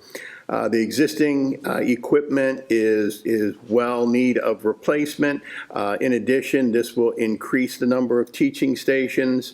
We are looking at the purchase and installation through a sole source purchasing agreement through Amtech Company Incorporated, utilizing Howard County Public Schools Contract 039 .20.B5. Copies of the original agreement, the extension, copies of the sole source letter, as well as some information on some layouts and some of the equipment that would be included in this. It is going to include ventilation, individual ventilation. Mr. Tully can go into more details on some of the particulars, but this is for the purchase and installation of the welding tables, curtains, and other equipment. This does not include some of the other things that would be needed, demolition, the electrical work, and painting. Those numbers are covered within the allocated budget that we have set aside for this project. Funding is FY27 capital funds. So with that, myself or Mr. Tolley can answer any questions. How many stations do we have now? We have about 12 working stations, and we've increased the number of students. We've capped it at 18 students, so the students are sharing welding booths right now. So this would give every single student, we don't plan on increasing above 18. 18 is pretty much a max number of students that you want in a welding lab or a carpentry lab or anything of the sort. So, but this will give every student their own individual booth. And like Mr. Berkeley mentioned, they all have individual ventilation systems, which is kind of what the industry has moved toward, rather than a single ventilation system that attaches to the other one. So there's filters in each of them, so it's much healthier for the lab and for the students. And what about the student safety equipment? Is any of that included in this? No, but we've been working over the past several years to increase and upgrade the equipment in the welding lab. So we will have to purchase some more welders to go in the lab itself, but I budgeted that in our Perkins grant. So. Thank you very much. Visiting during the CTE day and the competition, that lab is pretty crunched in there already. Are we expanding the lab, or are they just adding more stations and they're going to be even closer together? They're utilizing the space better, and Amtech is a company that kind of specializes in lab design, and so they came out and did a design and it's attached in there, so we're utilizing the middle space a little bit more, so that's how we're able to get in more stations. And kind of these booths are all self-contained, whereas the ones we have now were built, I don't know, whenever the facility was built, we think, and the walls themselves are not even attached, and so it's condensed a little bit, but it's still within the industry standard of what we're, for the students' workspace.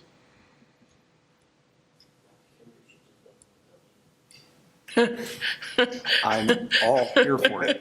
Mr. Tolley would love us if we did that. Well, and speaking to that, this equipment would be easily relocated. It's not anything that's beyond relocatable if things come to fruition with the CTE building. So this is. We'll continue planting that seed of when we are done with the current Centerville Middle School building. That would be a lovely place, and transporting that stuff wouldn't be that far. I'll walk. It wouldn't be that far. He's got a truck. Yeah.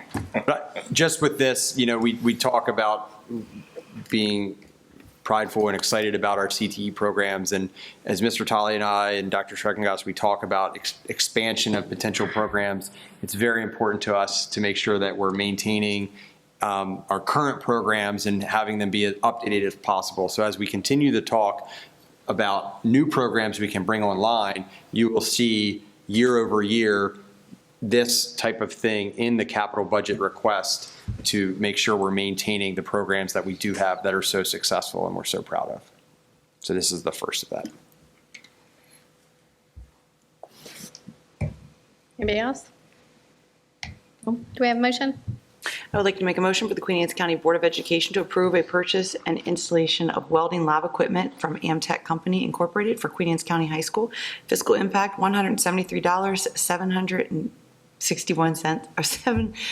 or $173,700. You got it. $761. Budget source FY27 County CIP funds. Second. All those in favor? Aye. I need some caffeine. I felt like I couldn't speak. Thank you. Mr. Berklow, you're up again for Educational Facilities Master Plan. Yes, so before you this evening, coming and seeking approval for the 2026 Educational Facilities Master Plan. You'll recall last month I presented the Educational Facilities Master Plan in its draft form. Since that time, we have not received any public comment.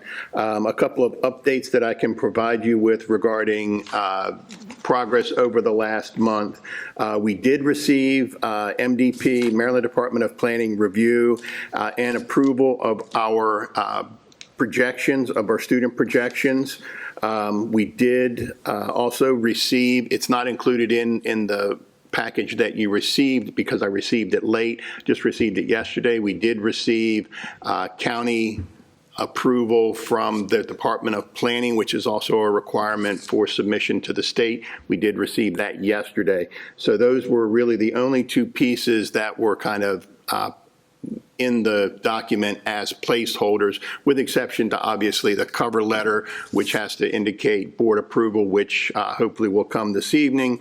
That would be the final piece to the puzzle that would allow us to submit before the July 1, 2026 deadline. A couple of things to point out. At the last meeting, Ms. Sutherland, you mentioned, or you had some comments or questions regarding some of the enrollment and capacity numbers. I did go through that. There were a few typos. A lot of things got updated. That information was cleaned up. So that information is in the new document and in there for you. Trying to think. Also, within the copies that the board received, you'll note that there are no floor plans in that document. That's done for safety security reasons, so that floor plans aren't in the in public view. The state copy that is submitted to the state will have 8.5 by 11 floor plans of all of the schools, which again is another requirement for submission to the state. And I can provide a copy of that to any of the board members if they would like to see that. But I'm guessing everybody's familiar with our floor plans. So with that, that pretty much runs through everything that's happened in the last month with the EFMP. So any questions? Not hearing any. Do we have a motion? I'd like to make a motion for the Queen Anne's County Board of Education to approve the 2026 Educational Facilities Master Plan. Second. All those in favor? Aye. Thank you. Very good. Thank you. All right.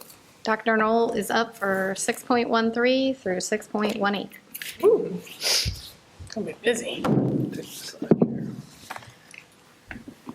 Good evening, President Capes, Dr. Kibler, members of the board and executive team. For the record, I am still Michael Knoll, Director of Human Resources. From just a few minutes ago, I come before you tonight with 6 action items, none of which have a fiscal impact. So I come before you for no money. But we are on the third read of 6 HR policies. If you recall, after our first read, we did have a couple of public comments which were addressed in our second read. As well as some legal citation updates that were all made for the final versions of these policies. So I come before you first and foremost tonight with policy 405 on employee compensation, which brings this up to date with the reformatting and with our current practice.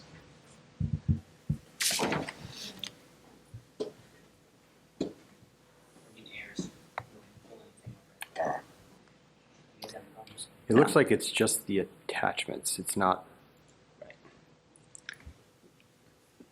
Sure. You said you did not receive any Oh, public it's all comments. of the, The expert's on it. Yes. She got it. We could talk I about read it something before. else if you like. It's funny having you over there. I feel like you guys are like in a tiff or something. So I'm gonna go sit on my We're side. making faces. I like it. Yeah, mediation after. So it's the. So you know, we can't open any of the attachments in board docs at the moment. you go back into the past meeting. If you- They haven't Right. changed since the Right. previous meeting. Yeah. They were correct, the citations were corrected. You can actually You open can them. log back if you want to go into your Everything else. previous meeting when you were King Court Secretary. I'm not quite sure why the links were broken. Well, it's only the policy links that are broken. The actual document opens. Got it. None of the attachments in board docs are working right now, even if you go back to an old meeting. So it's not something we can control. It's all good. It's all good. I could always come back next month and we can That's do it why again. nope. Yes, ma'am. Hey. I like your thought process. I mean, we've all had a chance to see them first and second, Right. so can we just roll through and I like how she approve? thinks. I'd like to make a motion for Queen Anne's County Board of Education to approve policy 405, sorry, let me go up to my. You're right, keep that. 405, subject to final edits for format and style. Second. All in favor? Aye. I would like to make a motion for Queen Anne's County Board of Education to approve policy 406, subject to final edits for format and style. Yeah, you gonna let him at least see if there's any changes or speak and let you know? if No, there's any we're going, comment? we've got stuff to do. A second. All in favor? Aye. Was there any comments or anything? I would like to make, I would like to make a motion for the Board of Education to approve policy 407, subject to final edits to format and for format and style. Second. Moving forward, is there any comments or anything on any of these? Just raise your hand, just send up a flare. Do you have anything to say? We got eye contact. We're good. There was no changes Yeah, I was from gonna say, if the there's second. anything that's going on, he needs to be, like, I get it. He's looking at him, he's giving me the nod, There were, right? if There you were no looked at comments 2 since and last 3, meeting. yeah, Okay. they were the same Everything exact is- document as Everything last is time. as was. I feel pretty secure that he would say, stop. We got one singular comment on the one that you just approved. The employee compensation. Yes. No additional comments No on additional and comments. any of the subsequent policies. All right, easy enough. I'll just speak slower. 407. We did 407, did we? We didn't finish. Okay, we'll start over. It's okay. The Queen Anne's County Board of Education, I would like to make a motion for the Queen Anne's County Board of Education to approve policy 407, subject to final edits for format and style. Second. All those in favor? Aye. 416. I would like to make a motion for the Queen Anne's County Board of Education to approve policy 416, subject to final edits for format and style. Second. All those in favor? Aye. 422. I would like to make a motion for the Queen Anne's County Board of Education to approve policy 422, subject to final edits for format and style. Second. All those in favor? Aye. 431. I would like to make a motion for the Queen Anne's County Board of Education to approve policy 431, subject to final edits for format and style. Second. All those in favor? Aye. Would anybody like a break? That was impressive. Going once, Keep going. twice? No. Okay. Keep going. Information items. For 8.01, we have the first read with Dr. Schreckengast of Personal Electronic Communications Device Policy 603. Yes, thank you, President Capes, Dr. Kibler, members of the board, executive team, Jennifer Schreckengast, back to talk with you about our first read of policy 603 and regulation on personal electronic communication devices. This is in accordance with the new House Bill 525, the Joanne C. Benson Maryland Phone Free Schools Act. So the policy updates include alignment with the House Bill, including prohibiting use of personal communication electronic devices in schools, defining the academic school day as the very first bell to the last bell in the day, defining electronic communication devices to include cell phones, smart watches, smart glasses, wireless earbuds, et cetera. And then the regulation focuses on guidelines for use, which really are not use. Prior to entering, the communication device will be turned off and stored. And then for students with IEPs, 504 plans, medical plans, behavior plans, they are authorized to carry the phone if it is a reasonable accommodation within their documented plan. It can also be used to access language translation tools when school-issued electronic communication devices are not available. And also, students who must use electronic communication devices to meet caregiving responsibilities may do so as approved by the principal. This is all confirmed in the House bill. We also outline in the regulation consequences, some confiscation procedures, and communication with families and staff. Question. Yes. Our policy is to not have them come into the building at all. No, they can come in, but they must be off and stored. Okay. Thank you. And stored by what we are requesting means off and away, and it can be like on their person. Enforcement of this, trying to keep it in a locker or in a car, this is going to be difficult.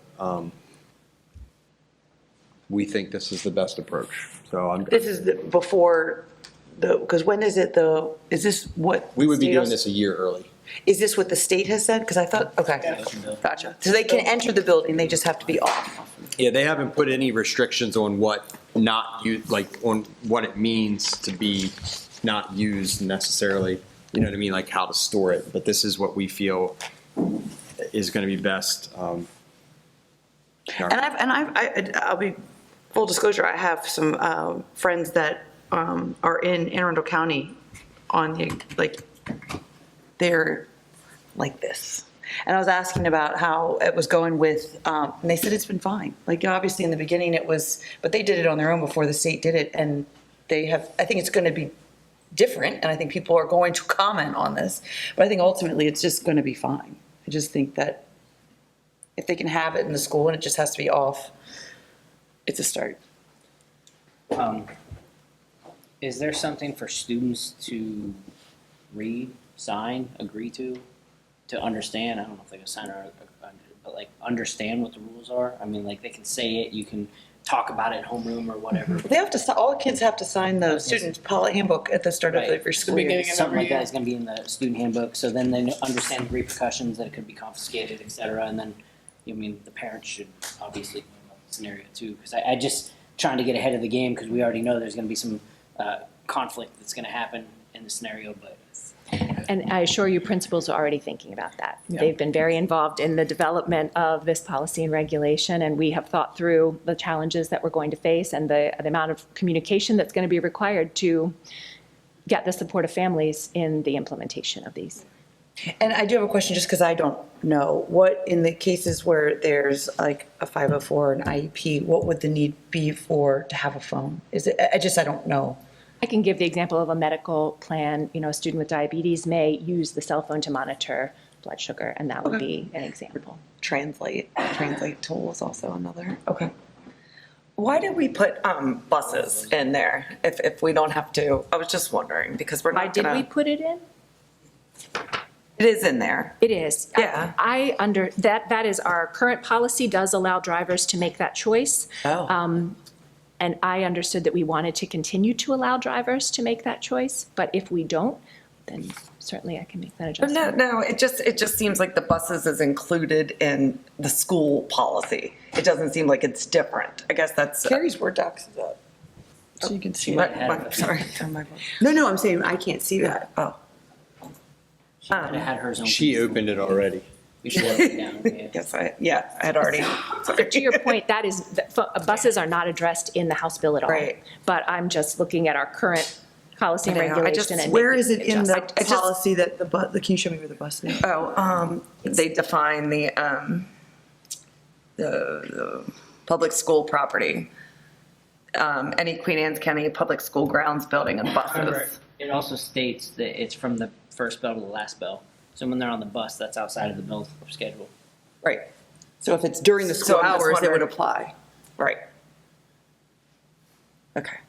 I know, it's just is weird because it doesn't apply on the buses, so why would, I just feel like it really, I don't know, it kind of makes it confusing. What we're trying to do is marry the new law with a policy we already had in the school district. So the personal device policy included everything. Okay.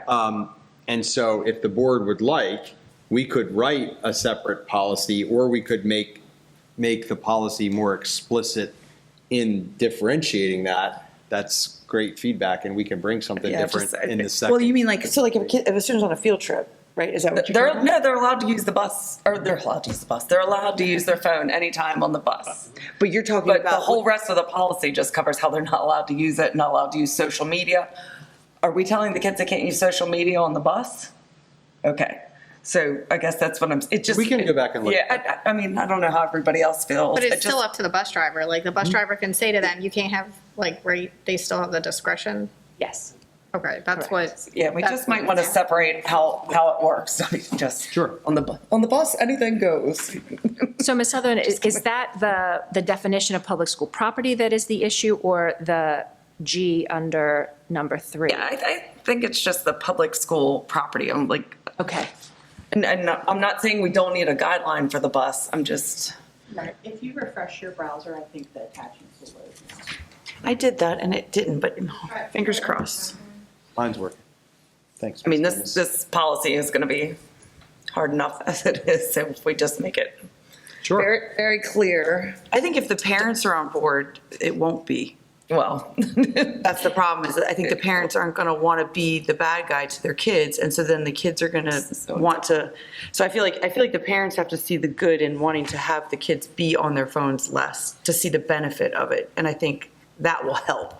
I think that's just my opinion. How can we measure that, though? How can we track that? The good news is our pre-survey data showed that 75% of parents support the control of cell phone use in schools. So, and then does passing periods, it includes everything. It includes flex. So there is no flexibility at all in the state law for a student to pull out their phone and check it during the day? Not at lunchtime, not in the hallways, correct. That is the law. It's all good. My 9-year-old does Bell just to bell. because she doesn't know it. So from the I said my time. 9-year-old does fine with that because she doesn't know it. It's like these kids are going to have a hard time because they know it, but the goal is to get a group of kids that don't know it.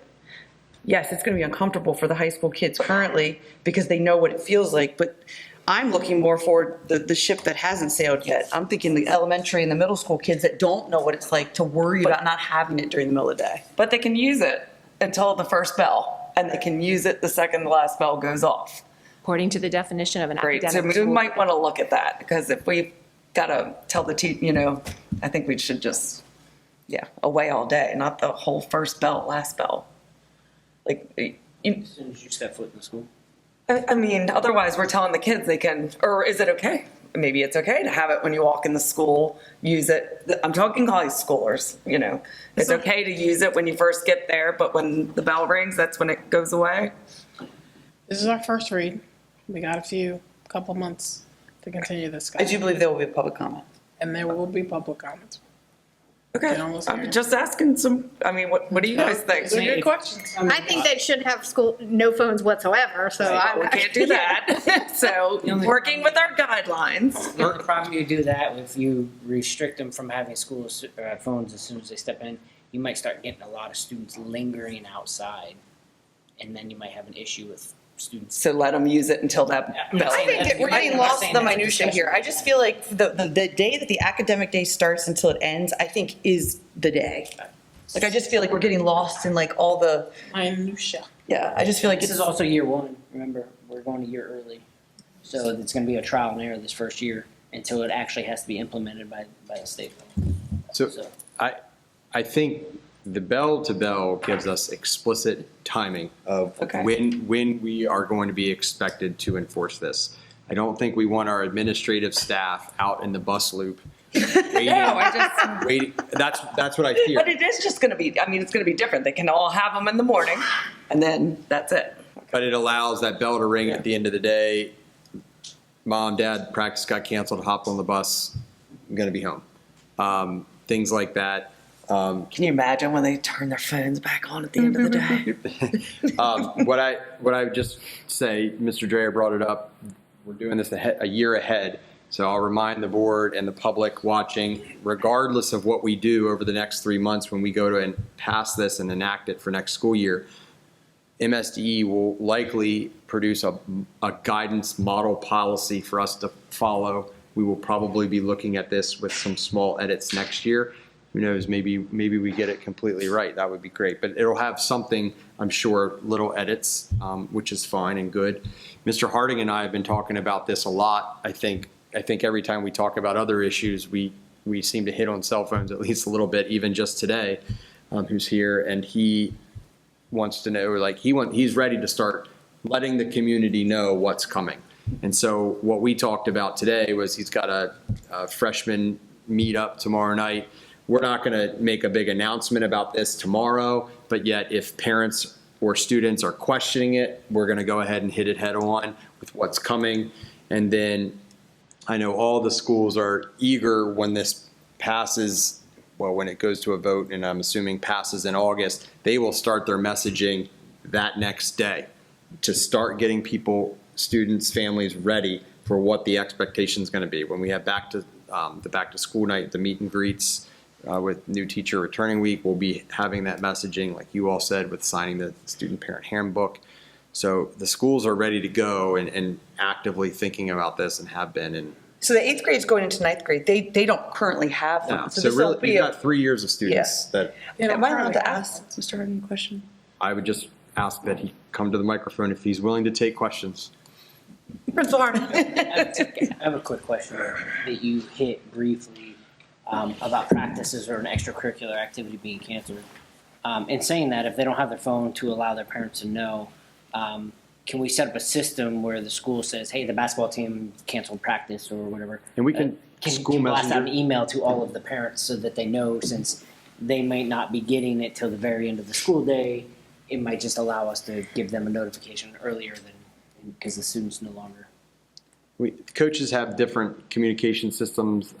Might be worth, with this change, thinking about standardizing that practice and what it looks like. But we also have the school messenger, the same thing that everybody loves hearing my voice at 5 a.m. with the fog delays. That can be customized for teams and whatever groups of students that we want. So that's a great idea and something that we'll have to continue thinking about. Do you see this as a good thing in the long term? Yes, so for the record, Dan Harding, principal at Caroline High School.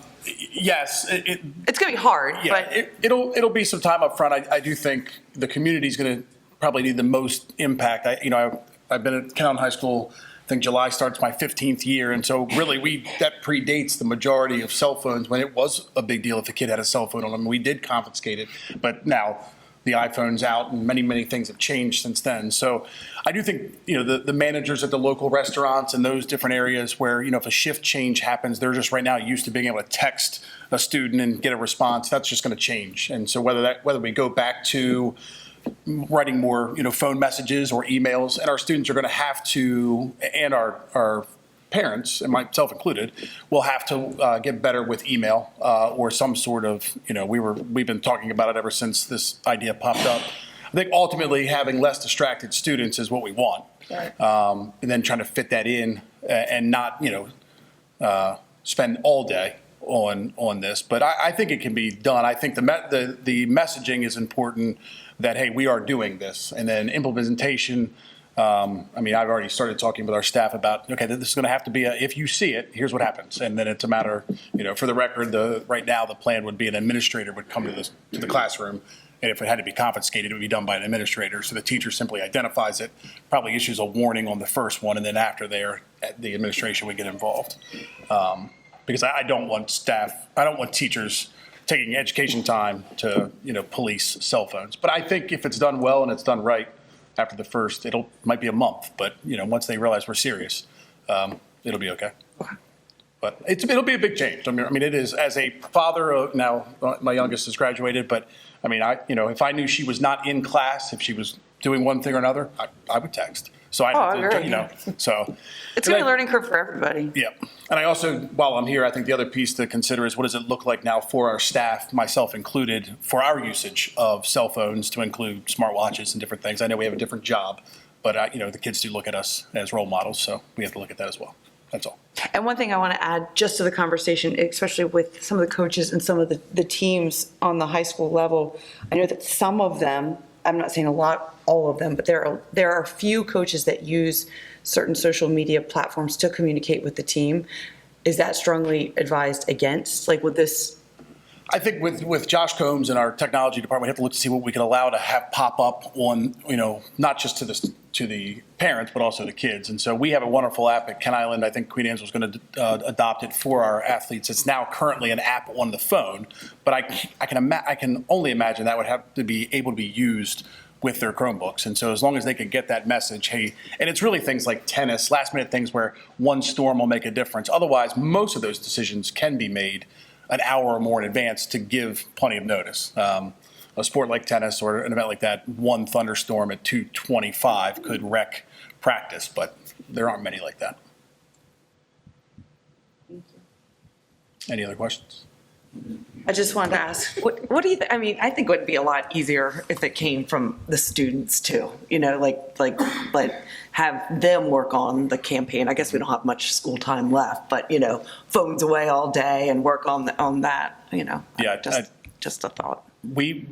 I could see utilizing our Student Government Association, our National Honor Society. I mean, I would say my own children, as they're in college, 3 of them, you know, they have self-limited themselves or regulated themselves the older they've gotten and use on their own time, realizing how much of a distraction it is. So, yeah, I think involving the kid, we do that kind of on a regular basis. But it's going to be something. It's going to be something.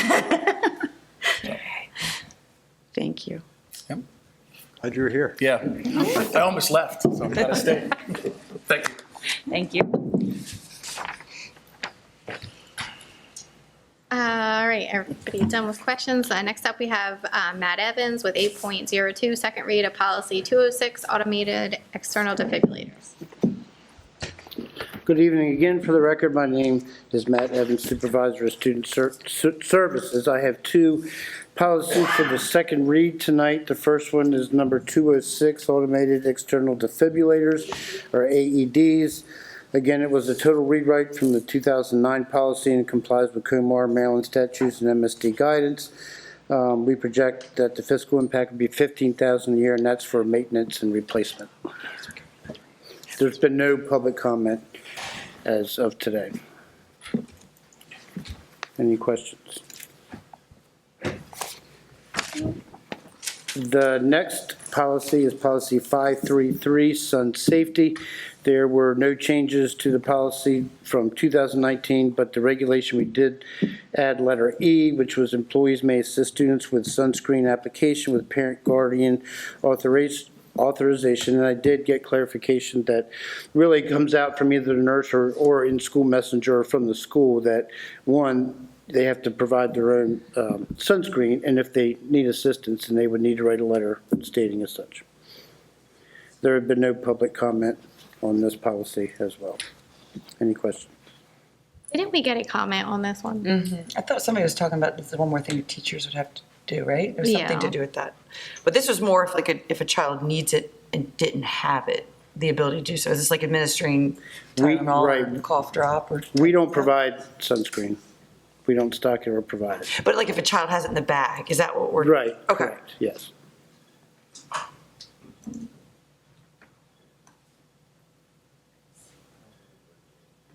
There's like an email or something. Yeah, it was, I think they were touching on what Carrie said. That was pretty much word for word what you said. Like, are we going to make the teacher's going to have to do this, apply sunscreen, more or less? Like, if the kid needs sunscreen, is the teacher's job going to have to be to put the sunscreen on? If every student in the class has a note that says, please assist them, then we would make provisions, but I don't foresee that. It's not been a problem that we've had. It was more of an email, I think, than a public comment. Like, Yeah, sorry. sorry. It sounded familiar. And we've had students bring in their own sunscreen for 7 years plus. It's not something I've heard about that's an issue where. I can speak with field days going on right now. Yeah. Oh, yeah. The teachers are all really good about letting families know, apply the sunscreen before you get there. If you send your child with sunscreen, they're not allowed to share it because of allergens and things like that. So I think it's working. Other questions? No, thank you. Thank you. Next up, we have Mrs. Passon with AP Language and Composition Text Adoption. Good evening, President Capes, members of the board, Dr. Kibler, members of the executive team. For the record, my name is Bridget Passon, English Language Arts Supervisor for grades 3 through 12. I'm here tonight with a request from both of our AP Language and Composition teachers for a new textbook. In 2019, the College Board AP Language and Composition course was completely rewritten into a 9-unit framework. And the current textbook we're using is from 2013. I have had a request for new AP text in my budget every year, but there have been other priorities ahead of it that have made it difficult to acquire. So I'm thrilled to be able to come and show you what they decided on and ask for it to go out for a public read. So both teachers looked at 3 different texts. They completed the State Department of Education HQIM rubric, and we're in full agreement on the use of this book, Ideas in Argument, 2nd edition, in order to align fully with course and exam expectations for our AP Language and Composition students. So I'm here tonight to ask for you to allow it to go out for a 30-day read, and I'll have it on display here and at both high schools. I see it. Yeah, you're at home. Yeah, I'm sorry I didn't have Catch it. No, that's okay. She was about to throw it. See one of those in a while. I know, I still have them. So this So you're doesn't, actually having the books in class? So it's an actual textbook. It does come with licenses, but it's interesting that I was emailing with one of the teachers today. They're not necessarily interested in using the licenses. With our AP Line kids, they want them immersed in the text and doing a lot of writing and a lot of speaking about what they're reading. So they'll be able to be used each year. this doesn't come up too much. So just to let the board know what we're doing here, because the next 2 agenda items are similar in nature. When we were getting ready to adopt new materials of instruction, our policy is that we bring it before we do a pilot, look at 3 materials, bring it forward, and put it on for public comment for 30 days before we do an actual vote on it. So this would come back in July for the actual adoption and purchase at the same time. And I will admit that this is for a singleton, so there's only 2 teachers in the whole district. So in those cases, we don't necessarily have to do a pilot like we have to do for all our elementary courses or for courses that the majority of our students take. So having just both teachers go through 3 different texts and then they completed the rubric together, we're able to say with confidence that this is the best choice for our AP Lang and Composition course. You wanted to remember how to write a synthesis essay or an argument on literature, it's all in there. I like that they still put, remember when you used to get the book and you would look to see who had it before Yes. you, or how old the book was? Jimmy's brother had it. Yeah. The 20-year-old book, or the cover was self-taped and duct taped back together. Good old-fashioned textbook. I love it, make them have a book bag, 30 pounds. Do you remember putting the book covers with the brown Right. paper bags? Brown paper bag. Well, now you all know how to get to this board. Bring them in some real books. I know. I know. Information right now. So there's no action tonight. No access things. Give me your book back. Okay. Thank you. Okay, all right. I'm not gonna throw it. Right. So we're Thank good? you. Yes, okay, thank you. Have a good night. Thank you. Next up, we have Dr. Guido for Elementary Social Studies Curriculum Resource.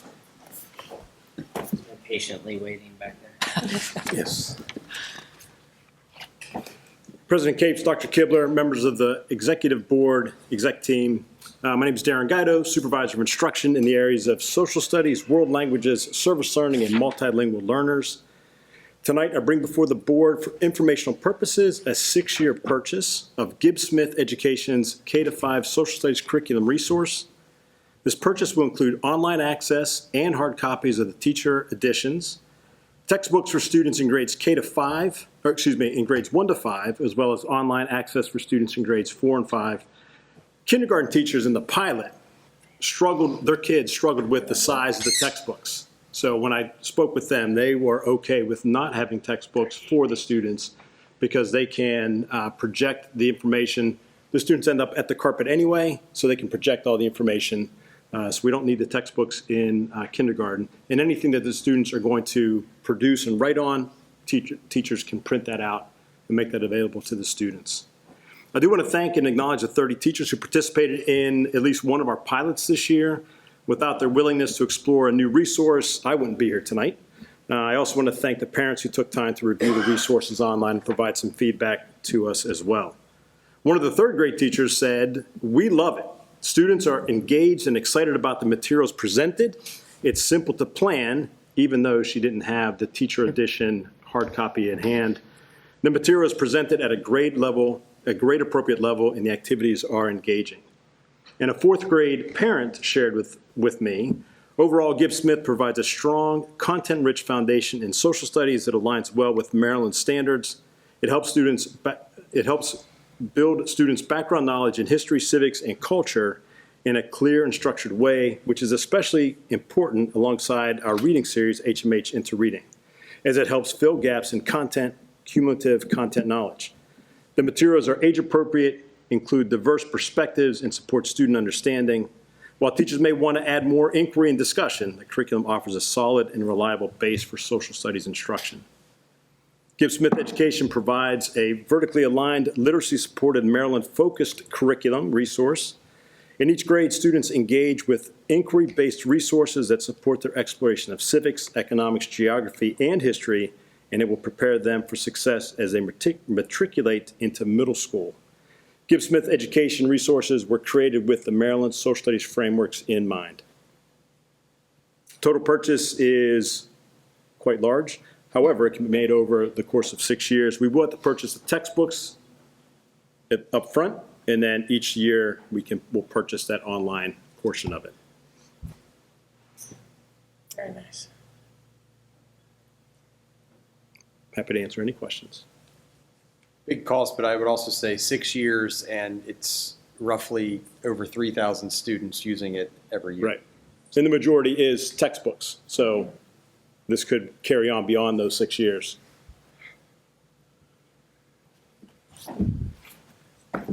Did you bring a book so they can pass around?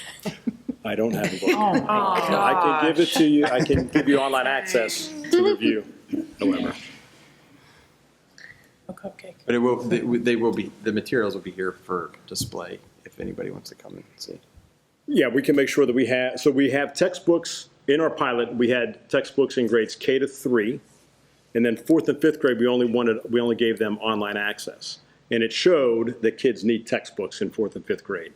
So we're going to purchase. The request is to purchase the online access because there are things that the students can do online. And the frameworks actually changed in 4th and 5th grade. K to 3, it is really building the foundation in civics, economics, geography, and history. In 4th and 5th grade, then it really digs into history using the other content strands through American history. So we do want students to have both access. Everybody can have access to the online platform to see what is in each of those, but we'll make sure that I'll borrow a textbook from some teachers. Although they're still using them, so I don't want to take it from somebody. All right, move on to world language. All right. So again, tonight I bring before the board informational purposes a 6-year purchase of CLET World Languages. This purchase would provide all Spanish and French teachers in our 4 middle schools and our 2 high schools a class set of textbooks and digital access for their students. Again, I want to thank the teachers who reviewed 2 different curriculum resources throughout the year. Lori Hegelke, Spanish teacher at Kent Island High School, and the 2026 Maryland Foreign Language Association's Teacher of the Year shared the following reflection. The CLET textbook series has so much to offer for teaching students to acquire language skills and really be able to communicate with others. They promote real-world scenarios and help students actually build proficiency, which is what we measure to qualify students for the Maryland Serial of Biliteracy. Additionally, there is a project-based component that is very timely, considering upcoming changes to the AP language exams, which involve projects. Overall, I'd love to teach using the CLET resources and look forward to us hopefully adopting this series. CLET World Languages is a thriving proficiency-based company dedicated to promoting multilingualism and advancing the future of language and literacy education in the United States. The resources are grounded in establishing standards and proven pedagogical methods designed to build authentic communicative competence and inspire students to become global citizens. Again, purchase up front includes the textbooks, but then the online access would be paid out over those 6 years. It's important in world language that they actually have the online because they can hear authentic languages. So I can hear people speaking in Costa Rica. I can hear people speaking in Spain. I can hear people speaking in Argentina. All a little different, and if I want to actually communicate, again, we're building proficiency, and that is being able to communicate with people just as I am right now. I haven't planned anything. I don't know what you're going to ask, what kind of questions you're going to ask me. I need to be able to respond, and that's what we want to build our students with. And for us to be able to do that online will be really beneficial to the students. Well, thank you. All right, thank you. Have a nice night. Right, next up we have Dr. Schreckengoss with SAT results. Yes, thank you. I'm back again. I am here this evening for our Supervisor of Accountability, Mr. John Groh, who is at his son's graduation at St. Michael's High School this evening. So I'm happy to share with you our SAT results across the district. The first thing that is noteworthy is that our total number of test takers reduced about 50% this year. And that is due in part to a switch from the requirement that all students take the SAT to it being an option. So any student who wanted to take the SAT could take it at no cost to them. So that could be fewer students have taken it because they have chosen not to, because our college and career ready standards have changed from a few options to now over 10 options. So for example, in the past, an SAT math score of 530 or more could replace the Algebra 1 proficiency score. Now, if you look at this next page, there are many, many ways that students can qualify for college and career readiness. So perhaps that's a reason that some students chose not to take the SAT. We also know that only about 10 to 15% of colleges currently require SAT scores for consideration for admission. So that could be another reason. But with that, we note our scores actually improved. So you'll see 2025 at the bottom, 2026 at the top. These are our comprehensive scores combining both math and reading language arts. And so where our scores in the district increased, everyone in the state and globally stayed about the same. We'll look specifically at reading and writing next. So district scores last year at about a 485, this year at a 540. And then in math, comparable growth. Last year, a mean score of 459, and this year 510. Any questions? Question. Was it state law or I see the entire U.S. or global testers on it? Was it state law stating that not everybody has to take it, or was that is that a local rule? Those test scores. I'm asking that question because we saw a significant increase because we had about 50% of the students. That might be because that other 50% had no intention of going to school, going to workforce, didn't really apply themselves for the test. So we could see a jump in that test score. But is that possibly the same scenario that we're seeing with the rest of the test scores? Because we see, hey, they all kind of stay the same. But is that because they still had everybody taking the test and they might not be applying themselves? So we see a big jump in us and it looks like we're fantastic, which is great. I understand what you're asking, Yes. but I don't know the answer to that. Dr. Kibler, do you know? I was just going to say, not necessarily everybody is already taking it. It was just, this was one I struggled with. Obviously see the value in higher education, what's done for me, but I also recognize with as many changes to get to CCR that there are out there now. We just talked about all of us celebrating the CTE achievements and students going right into the workforce. It just, with the budget issues we have been having, it just didn't seem to make sense when you mesh all of that together to force every student into taking the SAT. Everybody is still encouraged, if they want to take it, they are allowed to take it. I think it saved us between $7,000 and $10,000 this year, It's really not a lot of money, but we do know that dual enrollment costs are going up. It's still going right back into the students. And as you've said over and over, Mr. Dreyer, in other meetings, any little bit we can find helps. And again, with all of those things kind of taken together, this just seemed like the smart decision.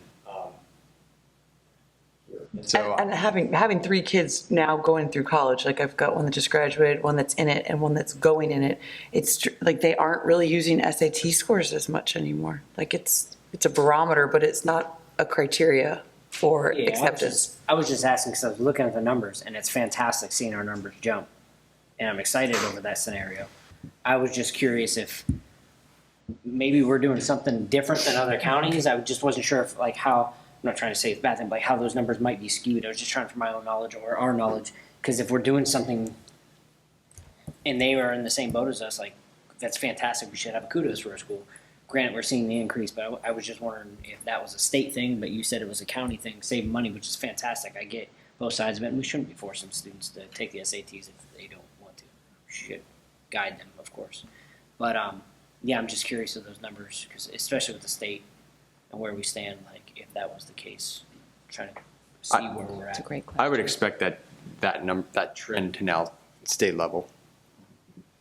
You are seeing the jump because you're putting students. We already feel like we test our students too much. Right. You can try to motivate students for the MCAP and things like that, for what it means to them to try to get to this, but it's really hard to give a college readiness exam to a student that has no interest in going to college.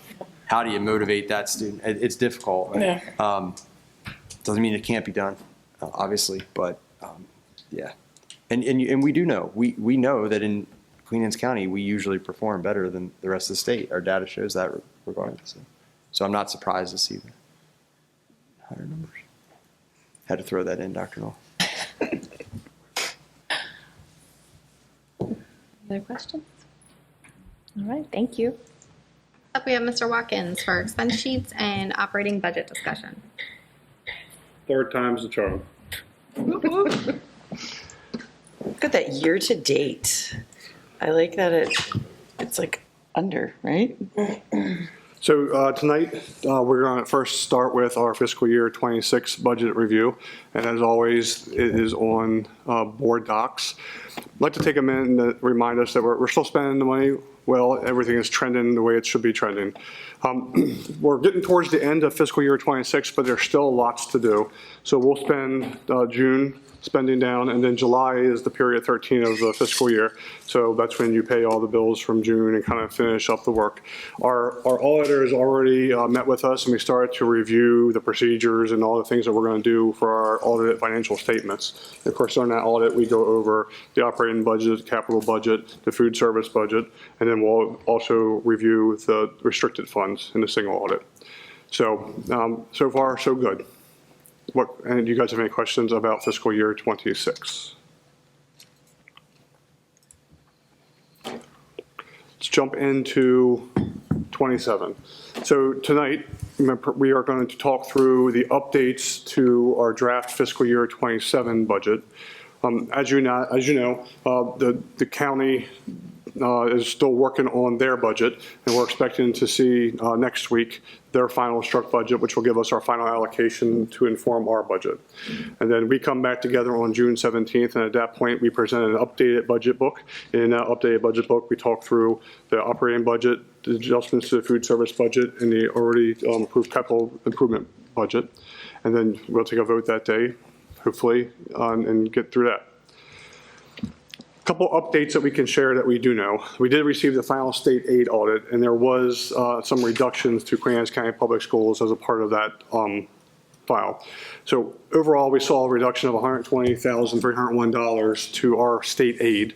And you can see a little $2,000, $3,000 almost in foundation, few dollars in CCR and concentration of poverty. The big hit came in pre-K, and they reduced our state allocation by over $150,000. However, we were able to gain a few more dollars for a career ladder for educators, which is what funds the National Board Certification piece. The state funds about 37% of the stipends we provide our teachers. We fund the rest with our local funds.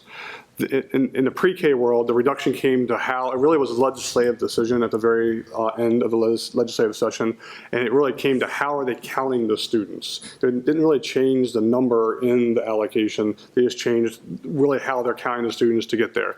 So really, we were expecting payment up to students who were in families at 600% above the poverty line. They reduced that down to 450% above the poverty line.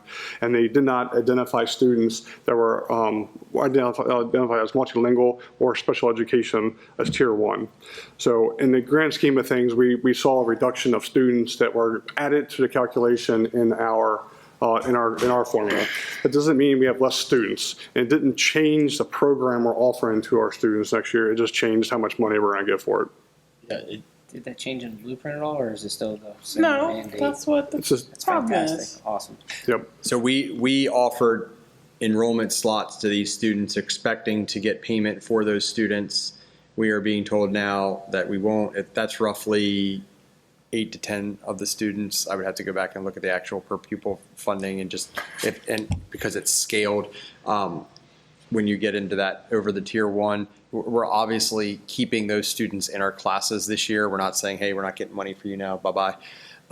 So they're here. This is the reality of it. We frankly, the pre-K counting has changed. The game has changed on us in the middle of the year every year as we've done this rollout, and every year we have had some sort of a hit like this. Eventually, we're just going to be getting the state to actually have schools too. It's a good thing we didn't start 3-year-old. Exactly. So how does that affect our overall budget? So that reduces the state share to 1.368 million. It was over 1.4 last time we saw that.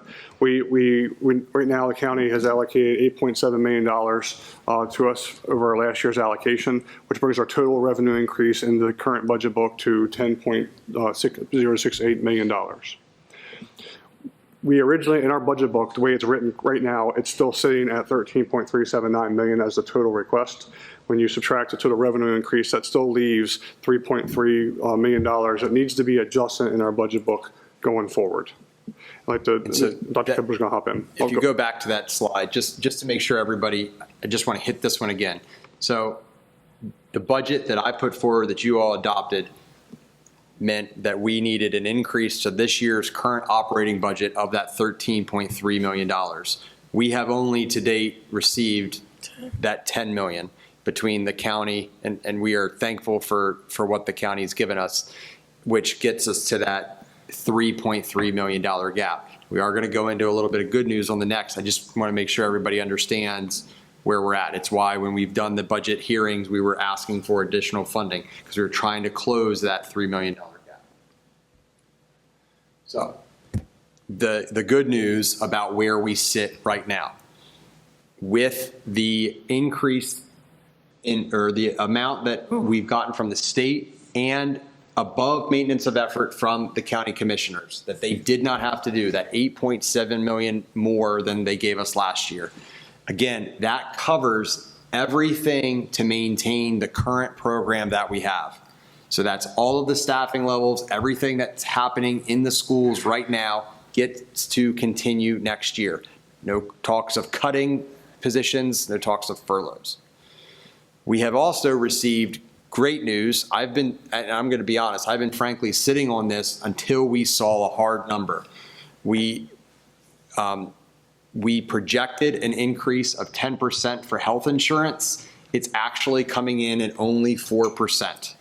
Marathon is playing a huge part of that. We will never know the exact dollar figure of what that's doing for us, but I know that other neighboring counties are seeing 6, 8, and 10% increases. We are only seeing 4. Because of our conservative approach to the budget, that is, we've got a $960,000 saved, basically. which does reduce that gap.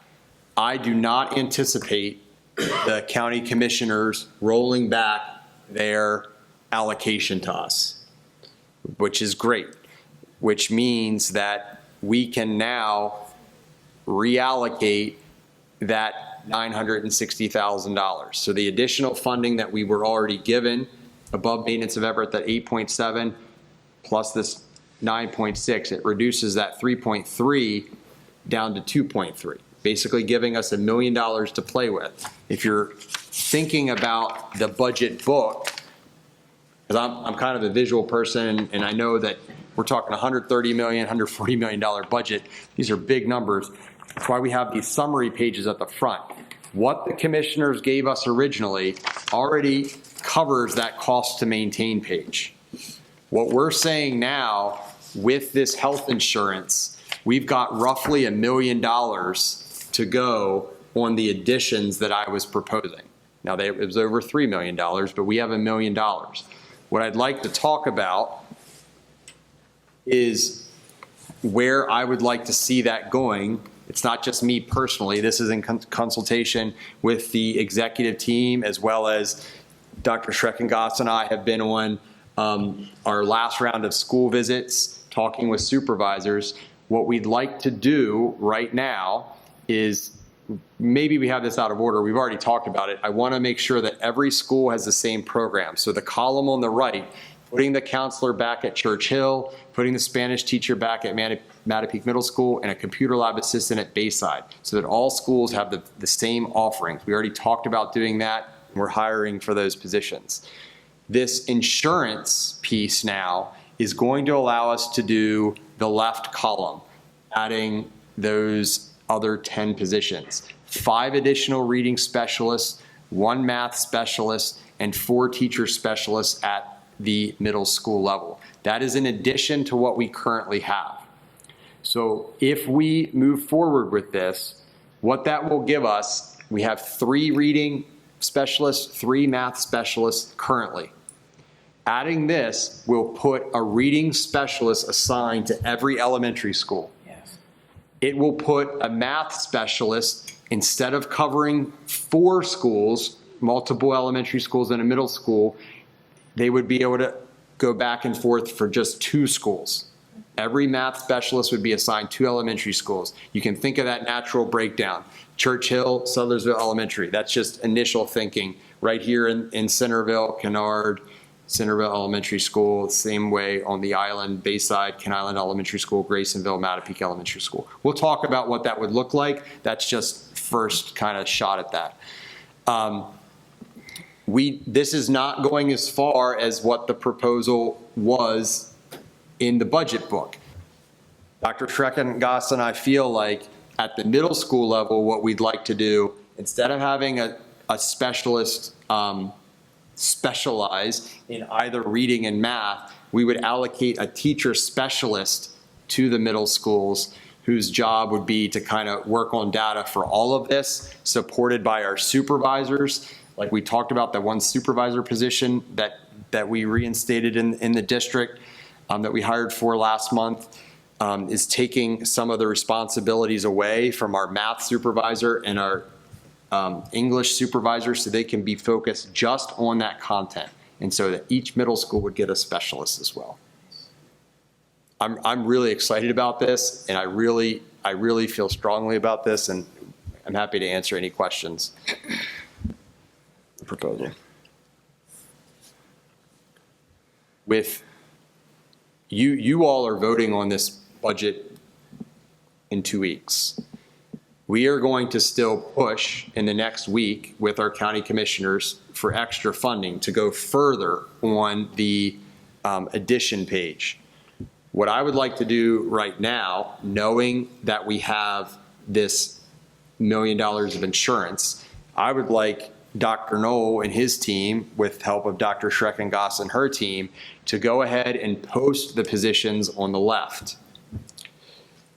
What that'll allow us to do, I'm starting to get nervous. It's the beginning of June. We've got to hire these positions. I am confident that we will be able to hire these positions. A lot of them will be filled, I would imagine, by people that are in our schools already. which then creates that backfill issue. So we need to move on this as fast as possible. Going ahead posting, we leave postings up for 2 weeks. So we would still know if the commissioners all of a sudden rolled our money back and we have to pull the postings down. Again, I don't anticipate that happening, but we would have that ability.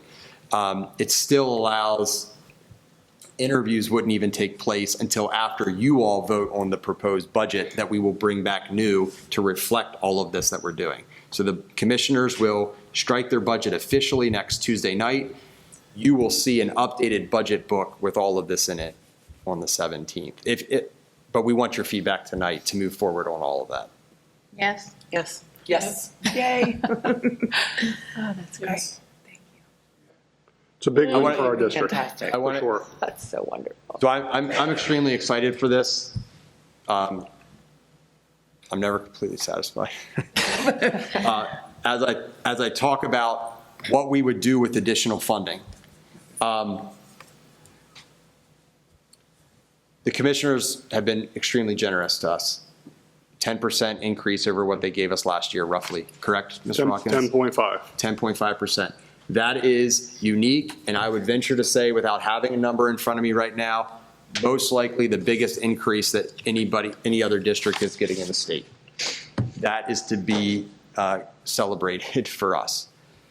If we were to get any additional funding, and I'm around a $900,000 mark, we can bring back some additional mental health and behavioral supports for our schools as well. And that's where I hope that we can get to. It's not closing the $3.3 million gap completely, but an additional 900 right now above the 8.7, we could get 2 district-wide behavioral support specialists, 6 pre-K like early learning teachers to support the behavioral needs and mental health needs for our youngest learners in our schools, 4 middle school behavioral supports where every middle school would get an additional person, as well as an additional multi-language teacher for North County. So that would be another 13 positions we could get. All of which, everything that's on that page right now and that I just said right now, directly in our schools helping kids every day. That's important.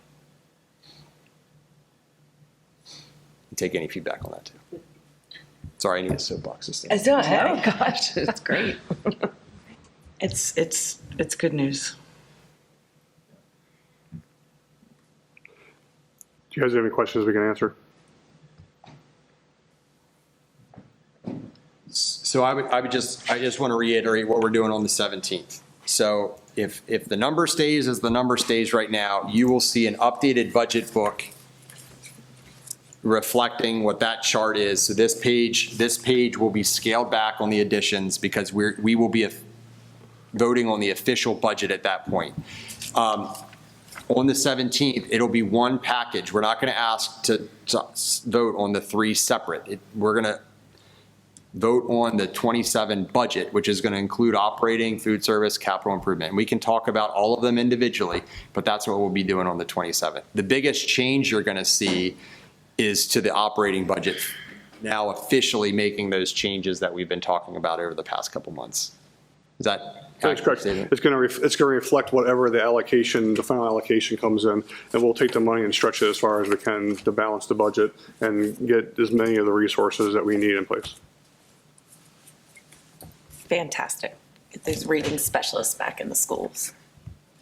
I think it makes, for me, speaking for myself, I feel like it makes it so much easier when you say what the board wants to do, because I feel like for what we are aware of, you've been keeping us up to date at every single meeting. So it's an easy, this is a win. But having that 10% go down to 4 it's a gift. It's easy.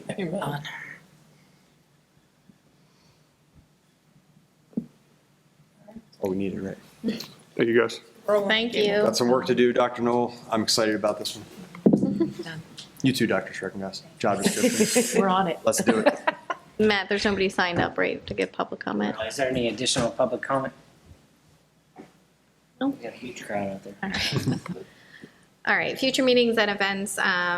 Next week, there is a commissioner meeting on Tuesday. If anybody would like to attend, we have our sign-up sheet. I would. What? I said I would. Okay. I'd like to go. Thanks. Thanks. I'll take a spot. Our next meeting is June 17th at 5 PM, which will be our budget work session. We need to review the closed session agenda items because we'll be going into closed session. Pursuant to the general provisions, Article 3-305 and 3-104, the Board of Education of Queen Anne's County will meet in closed session to discuss the appointment, employment, assignment, promotion, discipline, demotion, compensation, removal, resignation, or performance evaluation of appointees, employees, or officials over whom this public body has jurisdiction, any other personnel matter that affects one or more specific individuals. Thank you. I make a motion for the Queen Anne's County Board of Education to adjourn the June 3rd, 2026 open session at 8:38 PM and move into closed session. Second. All those in favor? Aye.